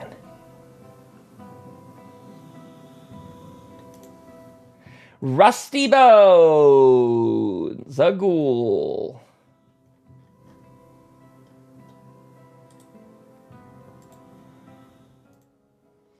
So as you all begin your kind of walk down the path, you kind of see a little bit of a line of people start forming up along the street in front of the courthouse. You got people kind of gawking, taking, a moment away from their food and snacks and all the rest to take a look at who's being walked down the street. You got Rusty, who's kind of just pushing his way through there, not any kind of bother for him. He's kind of used to any of these bartering and trading situations. To the people at home, for some reason, Rusty's icon's just not showing up there on the alchemy thing, but he is there somewhere. Let's try and resync it. Good old alchemy. There we go. So Rusty's going in the courthouse. Is there anyone outside doing anything extra before then? I mean, Raven, you're on your thing. We know that. Is there any... Sam, Jim, you guys, you're going in. Yes, I've got my statements prepared. I'm ready to roll. Okay, then. As you all begin filing into the courthouse, you can see it is quite packed. There's, again, a lot of people outside. There's a sort of a silence that begins to fall over the crowd out there as the mayor gathers everyone to attention. He goes, "Welcome, citizens of Hope, to our very first trial in the town. This is the people of Hope versus Jim Wayne. Jim, welcome to your trial. Please take a seat next to the judge. You will sit here before the court as they judge your correctness in your actions. Sam, you have selected a jury. In this case, you have identified that you found this court case to be suspect and circumstantial. You were worried about the integrity of the case. You have been given the option to gather 5 jurors that may represent your interests in this case. Who have you selected?" I've chosen the town trader Terry, the Hell's Bells Lena, Tom, and the town doctor Jacob. Very good. I find these to be acceptable picks with one alteration. Lena was not cognizant, conscious, or otherwise capable during the altercation that transpired. Instead, I will swap her with one cultist from their division, that way giving them some legroom on this court, whereas the rest have all interacted with Jim prior to this event, therefore not equaling a completely impartial jury. Do you accept this alteration? I do. Very good. Then the court case can proceed. Jim Wayne, you are charged and accused with the murder of a cultist of the orb in their home allotted to them by your companions and the town of Hope. We find you to be guilty of this act of heinous violence within the boundaries of the town of Hopewell, now identified as Hope, as the Smile unit assigned to your designated area. It is my duty and jurisdiction to oversee this trial and to present our jurors with the most impartial information available. You will have at least 3 different questions and cross-examinations in which we will gather information. You may use these as attempts to sway the jurors in your favor or against your favor, depending on the outcome of your plea. Do you understand? Yes. Yes. Very well. With that charge, we will open the case to hear your first line of defense. Sammy boy, hi, I realize, so you got a whole thing going on here. What the hell am I doing here? I just need you to back me up in case anything happens. And above board, I'm wondering if we do a charisma check, could he help me? Essentially, could that be his role, like assisting me? Oh, yeah, we could use him as a help role. Sure, that works. Above board as well, what's going to happen is in at least 3 segments of dialogue between yourself and the court here, there's going to be a role from you, the person, whether that's you, Raven, or Jim, and then I will roll a 2d20 for each member of the jury in fast succession, and that will be whether or not they believe you for that. With a nice a nice odd number of 5, there should always hopefully be some majority between those. So, as usual, your goal is to try and succeed these checks. They may not always be speech and charisma checks. That was a warning. Depends on the material you're going over in that. So the first thing the judge is opening it for you all is to describe any sort of defense to this. I think with just the sense of how much we've already talked here today, I think just to keep the audience a leg ahead, that the mayor would go through and describe that there was, this crime that was identified, that a murder happened. But again, everyone at home's heard us talk about that for the last 2 hours. So I'll skip over him doing that and instead pass it to all of you if you do want to make that opening statement about it, whether Jim wants to speak first or Sam wants to speak. Jim, do you want to go first, or do you want me to speak for you? I think it would be more professional if you spoke for me. All right, you're not going on the defending yourself route. No. That's probably for the best. The court That typically doesn't sees end up well. Sam has the floor. Okay. So, we know Jim as a man of science. This means that Jim, he likes to ask questions. Jim isn't here to deny that he broke the cult's rules. He touched the ball, knowing full well, the orb, knowing full well it was forbidden. But in this wasteland, rules mean less than survival. He didn't come looking for a fight or disrespect. He came looking for answers. The cultists didn't respond with words or warnings. They reached for their guns. And when someone points a gun at you, the only choice is to defend yourself or die. Jim made the hard choice to live. Not because he wanted blood, but because he had to. Beyond this incident, Jim is a cornerstone of this community. He helped repair our generators, powering homes, and hope alike. He revived our police protectrons, giving us safety against these potential threats coming up, like these Mothman cultists. And he helped bring us back the APC and the boat, tools that can protect and connect us with other communities. Today, you, members of the jury, decide if survival is a crime, or if Jim is the man who keeps this town alive. Sam, interesting opening statement on behalf of the defendant, Jim. You have outlined that Jim knowingly violated the cult's rules of safety and religious sovereignty to experience a scientific moment by violating their personal property. Is this correct? Yes, but I have further evidence to add to the table. Evidence may be submitted in a momentary fashion. Is it correct that against protocol, Jim is pushing for a self-defense plea, though he has shown that it, by your statement, is not self-defense, but scientific inquiry? Is that correct? I would say it is self-defense, because they pulled the guns on him first. After Jim was made aware that touching the orb would result in physical violence.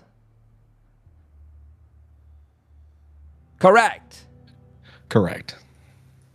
In this case, self-defense seems like a stretch at best. It seems Jim knew full well, as you mentioned, full well, that the cult would react in this way to a violation of their religious sovereignty, yet proceeded to do it anyway in the interest of scientific inquiry.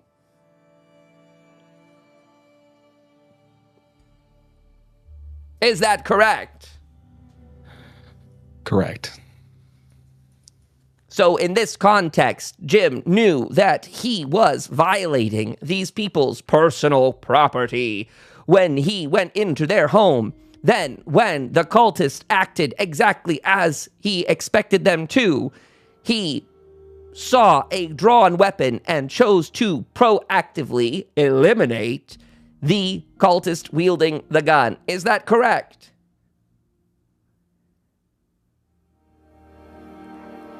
Correct. And I will expand further in the future. We would like to invite our first witness to the stand. We would call Jim to the stand. Jim, please come forward. Does Jim go forward? Yes. Jim, can you corroborate the information Sam has said on your behalf? I can. So it is true that you knew that if you perform this act, that the cultists may react with violence. Yes. So you knew that touching the orb would likely provoke a strong response from these members, correct? Yes. This court struggles to find how self-defense could be used in a case where you knowingly sought to provoke violence from these members when touching and potentially defiling their personal property. Well, actually, I was not trying to provoke violence. I was, in fact, heeding the call laid forth by the orb itself. Does not compute. This court does not acknowledge the orb as a source of law or guidance for the town of Hope.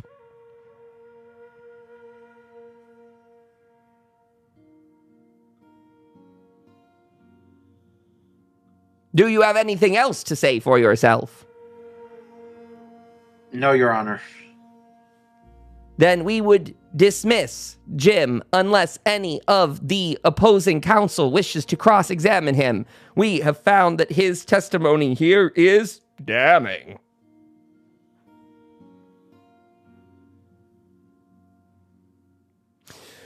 Flash over to the boat briefly that Mac is starting to perform a ritual. Raven, I should say, is starting to perform a ritual. She has cut her arm and place Jim and Mr. Mayor Smiles on the board. I place the eggs to summon the wise one. I will light the candles when the trial is over, then do my prayer. I will do something with the court. I'm starting to get my body and soul ready to, says Raven. Sam, which information would you like to present to the court? I pull the magic 8-ball out of my bag and I show it to the court. And I say, this is an orb similar in question to the one of that night, that morning. And this is what these people put their faith into, how they make their decisions. And I point to the fact that it's mass-produced and that there's an inscription saying that it was made in China. And it was made by the very people who destroyed this world beforehand. And we are expected to have these people put their faith into it and rally behind this town and potentially put a man to death today.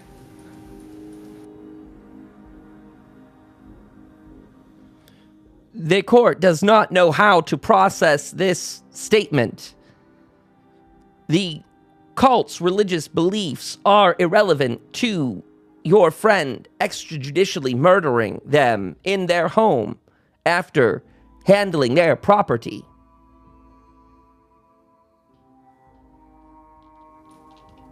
My point being that it is not some sacred relic.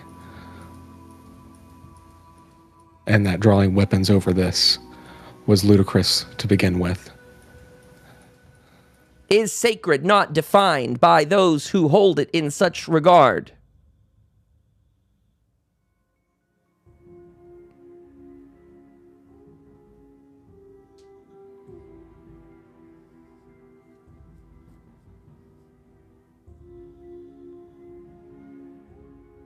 Well, a question then for the jury. I think one believes do have sway over this world mayor smile. Raven has entered the court. If you would like to speak, you may come for examination. And he gestures that you go to the front of the courtroom and sit in a little chair.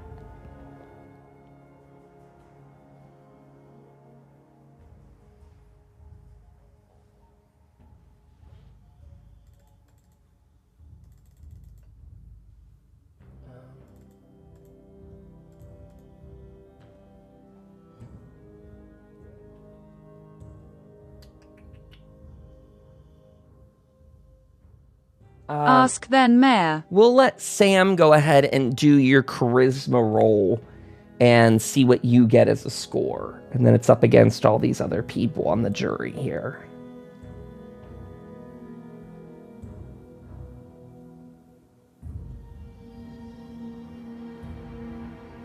Can I re-roll that 14? You may, yes. And Rusty can help you here with... Yeah, he gives you +1, so you got 3 successes. One person gets 0, another one gets 2 successes, another one gets 2 successes. One of the jurors you did not sway.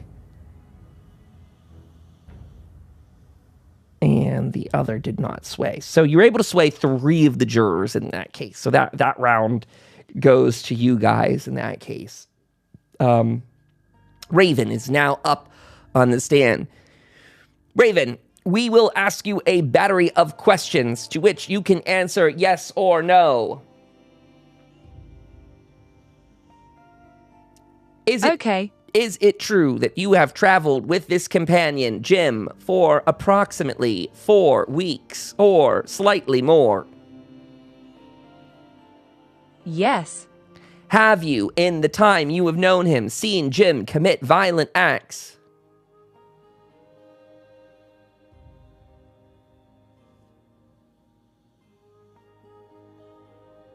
No. Error, error, error. We will remind you that you are under oath and that false answers will come with consequences. Should you lie again in front of the court, you will be tried for forgery, perjury, and other acts of undermining the liberty and law of the town of Hope. Would you like to answer the question correctly? Have you seen Jim engage in violent acts? But I never seen Jim do a crime. That was not the question. Further attempts to undermine the court's judgment will result in punishment, including death. Have you ever seen Jim commit a violent act?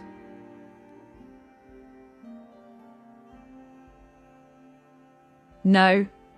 Error, error, error. You see people in the crowd are starting to look tense.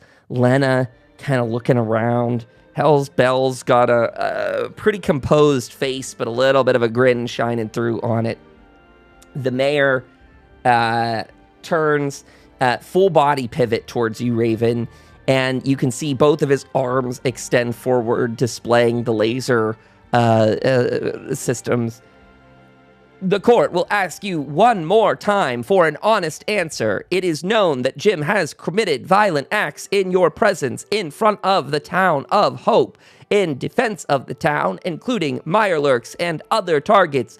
Continued false answers will result in summary judgment, as you are convicted of undermining the law.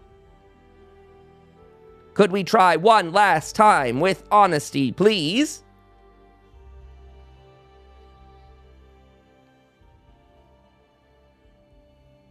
I think you are no better than one that hang me you call my savage. This is not part of the court case. Please remove Raven from the court, as she is an unwilling witness. And Hell's Bells, unfortunately, has to get out of her seat as a couple of the armed militia guard from around the thing start to kind of move in. And Hell's Bells says to you directly, Raven, she says, okay, he's asking you some pretty straightforward questions. It's time for you to go. Sorry to do it to you, bud, but as he said, if you violate one more of these protocols, they might put you down here, and I can't say I'm too fond of the way you're acting upon in our courthouse either, so I'm going to ask you nicely to leave, but only once will I ask. The mayor turns to the court and goes, please wait as Raven vacates the building. There's a weird hush that falls over the place. People are a little about all this. But I must save Jim no matter the cost. The mayor hears that and turns just his upper body towards you. Should you try to interfere with the justice divvied out by the town of Hope, you will then be a hostile combatant and join your friend. Is that understood? Now Hell's Bells is like, grabs you firmly by both shoulders. She goes, you're leaving now. Again, there won't be another warning. This is your time to go. And the other guys come over and grab you by the arms as well. You're now like by 3 people, basically. They are firmly grasping onto you. That if you were to try and kind of react to this, you would have to use a show of force to get out of this sort of thing. Does Raven... she's typing something here. The memes in the chat. The memes in the chat.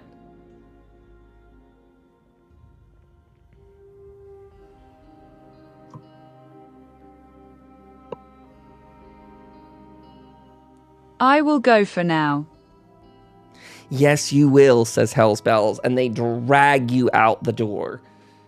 They drag you out, Raven. Her and two other guards have you by the arm now, and she's behind you, pushing you out the door. They take you out to the street here, and Hell's Bells goes, well, I'm supposed to be on the jury right now, and you're making this mess not any good or better for your friend there, Raven. I don't know what you're doing if you got... But mark my words, Bells, this mare will lead you to your to-doom. Well, let me just tell you one-on-one, now that we're outside the courthouse, your friend Sam seems to have it pretty well under the belt. I mean, looking at the other jurors, they were okay with it, but now you're making a scene for nothing. You know they had it on the lock at the rate they were going. I think maybe you're not suited for this type of environment and maybe should not go back in. I mean, you're not allowed. They will shoot you. I'm giving you guys, both of you, all of us here, see. I'm telling them, if she tries to go back in through the front door, any window, shoot to kill, boys. We're trying to keep a little bit of peace here.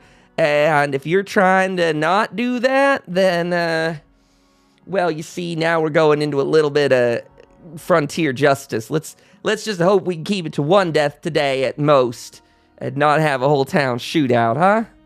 Can I watch from the window at least? No, you may not. You're out of here. Go down the street somewhere that's not here. Go get yourself a Marler cake and take a breather. Back inside the courthouse. Raven can still finish out what she's thinking about, but back inside the courthouse, a rather tense scene. Everyone kind of gathers their composure back. The mayor turns to Sam and goes, it is unfortunate that one of your best witnesses conducted herself in a way so unbecoming of a citizen of Hope. We will move forward with the trial. Sam, did you have any other forms of defense you would like to call forward? You previously announced that your friend may be attempting to use the excuse of insanity.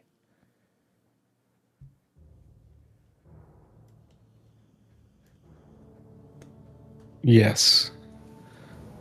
As noted in his testimony, when he said he believed that we're called to him. So, please explain to the court, is your friend fully cognizant of his actions in which he knew the behavior that he was engaging with the cult might result in violence? Are you aware that that contradicts the claim of insanity?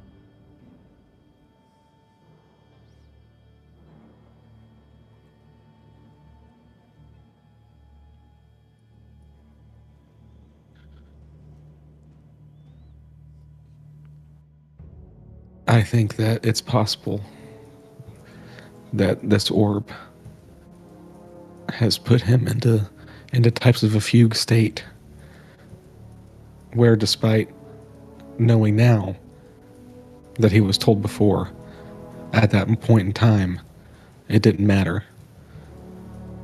These other cultists, these other followers of the orb, have they ever had an experience where the orb called them?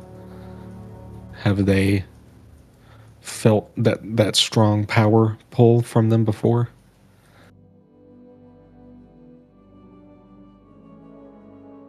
The problem is, Sam, the orb cult's beliefs are not on trial today. The trial is about your friend's actions when functioning of full mind and knowledge, as he just demonstrated to the court under oath, saying he knew what he was doing and the actions and responses it may elicit.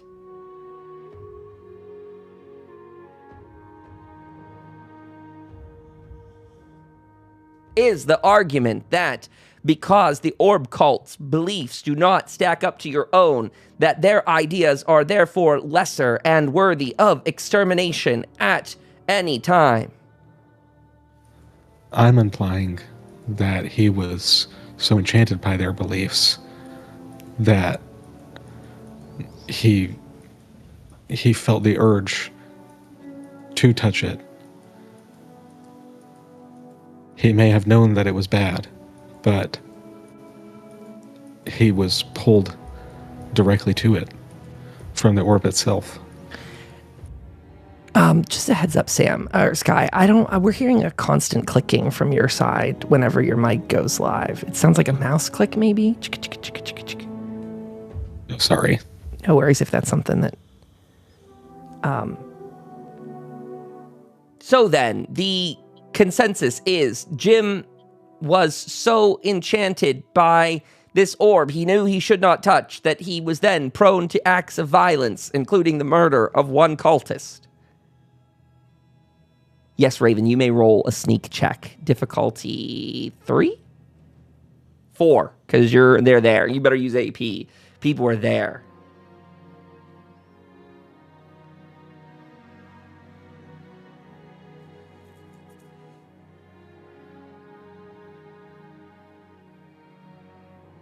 What's Raven rolling?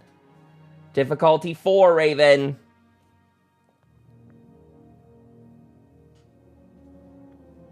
God, if this goes wrong, I'm also going to say there's a whatchamacallit of 2, a complication range of 2.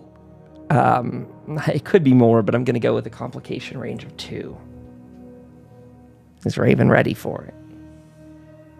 How much AP you got in your pool? 2. I could buy you 1 die. That's a rough one, Raven. That's a rough one. Trying to climb onto the roof.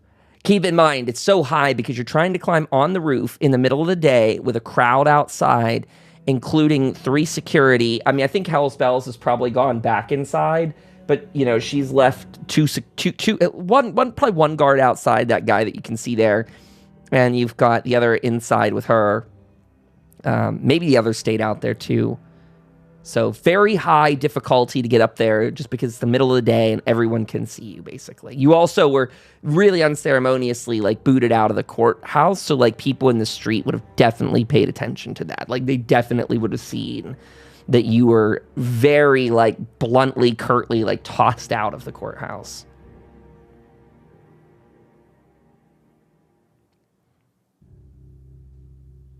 And, again, told not to be anywhere near it. So the Hell's Bells was very clear. So,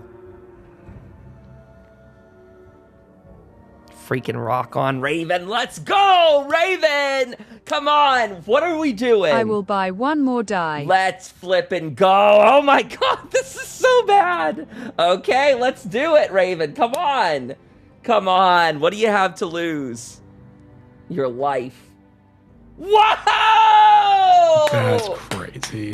Raven got 5 successes, not even close to a complication. Not even close. You get 1 AP back in your pool, which keeps it the same there. That is amazing dice roll right there. Amazing dice roll. 5, an 8, and a 4. The Raven lives for now. You would have gotten shot 100%. 100%. They were going to shoot you right then and there. There was no hesitation, no guesstimation. They just would have shot you. Whether you lived or not would have been completely up to your health points and their weapon. But you got so lucky. I have fire back.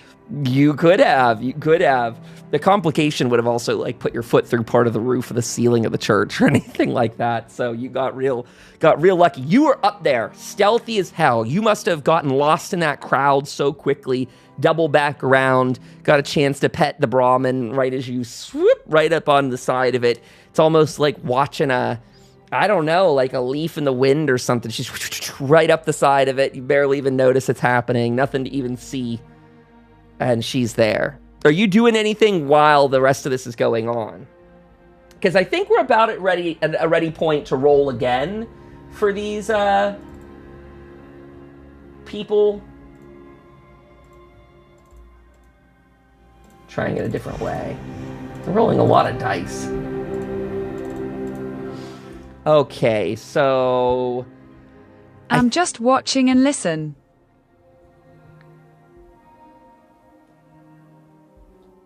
Okay, Sam, why don't you go ahead and roll that speech and charisma one more time? And again, Rusty can help you out here. All right, I'll pay for a die. Go for it.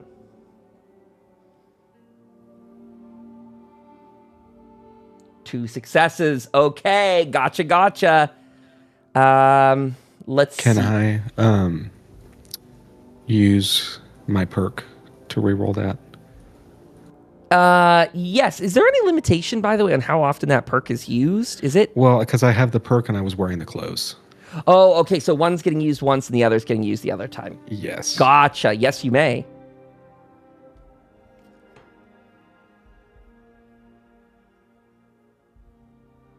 Three successes. So...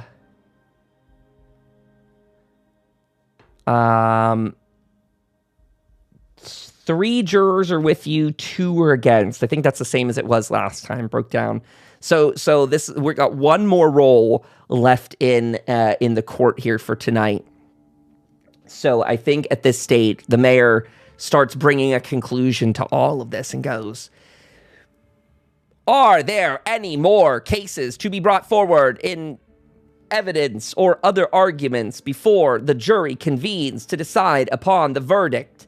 In the case thus far, Sam has attempted to describe how Jim both understood and knew what sort of heinous act he was committing when he violated the sovereignty of the cult's home, and that because cult did not follow the appropriate guidelines and belief systems as Sam and Jim, they were prime and prone to be executed for their failure to meet the standards and beliefs of these travelers. Would anyone like to add to the testimony? Do you guys want to call any witnesses? Do you want to call any people up? Like, you could cross-examine anyone you want. You can kind of do anything at this moment. This is the last straw, but you heard the case that the mayor's making, which, again, just to clear it up, is Jim very well knew what was going on. They're now kind of getting you in a little bit of a bind, Sam, where on one hand, you know, you guys have advocated that Jim did totally know what he was doing. Jim said so much when he was being examined. And then it sort of backpedals and pivots to like, oh, wait, Jim didn't know what he was doing. He was enamored by the mystical nature of the orb. So therefore, like, Jim's baseline programming is inherently violent or something like that. The court's a little bit formally like, I would say and this might be giving, no, this is probably fine information to give, that based on sort of the roles for the jury and stuff like that, you're keeping the majority of them on your side, but I mean, it's a hair's breadth on, like, yeah, on that. So, is there anything, again, extra people want to pull, any other stops out before the jury does its one last thing and then deliberates?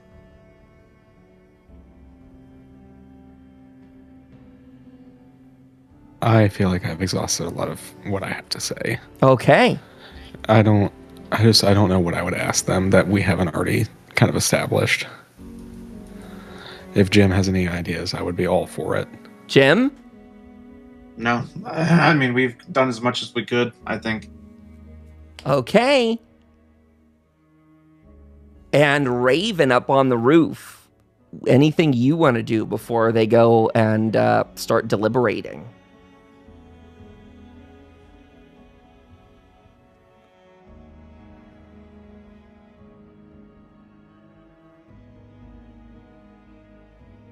I pray.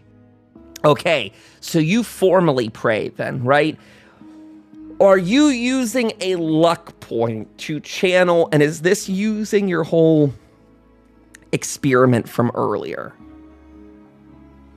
Like your whole little ritual thing?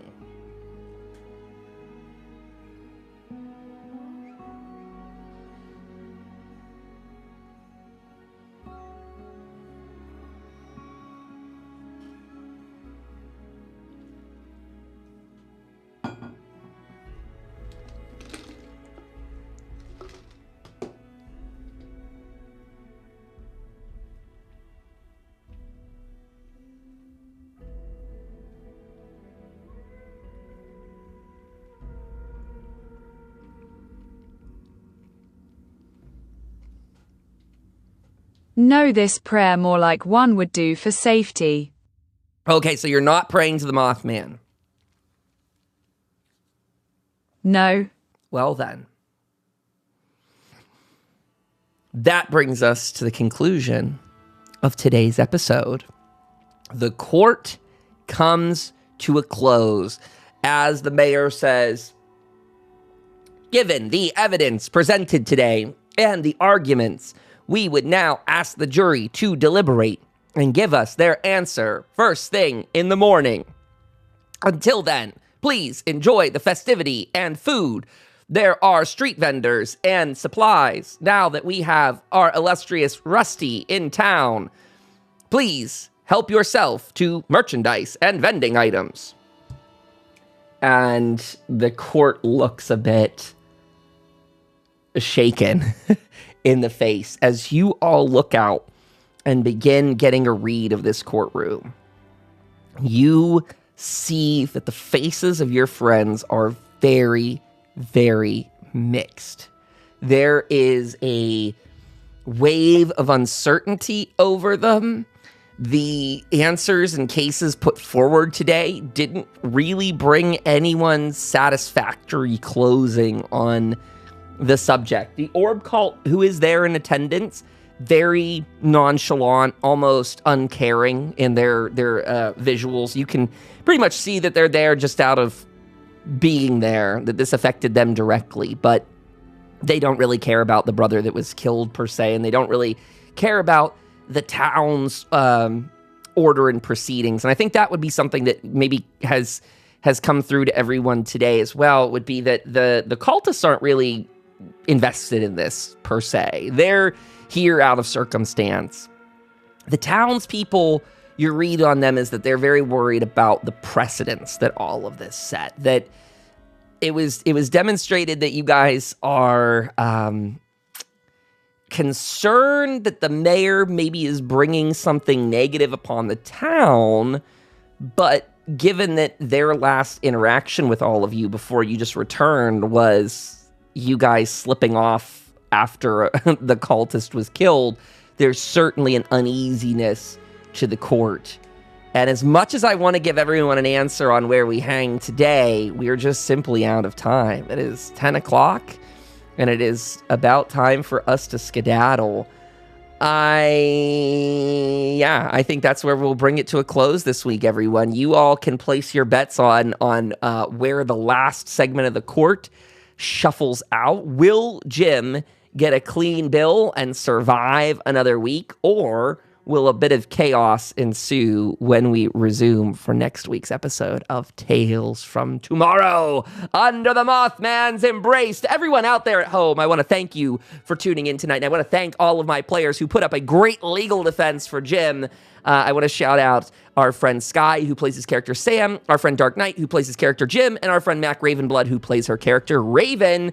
They are our three illustrious companions that travel throughout the wasteland and bring about as much chaos with them as they put down. So, to everyone out there, I hope this little cliffhanger will tide you over till next week. Let me know again in the YouTube comments, did they do a good defense? What do you find? Let us know. Do you find Jim guilty? Is he innocent? We'll put this to the jury of our peers here, the listeners and the lovers of the show, to let us know in the comments.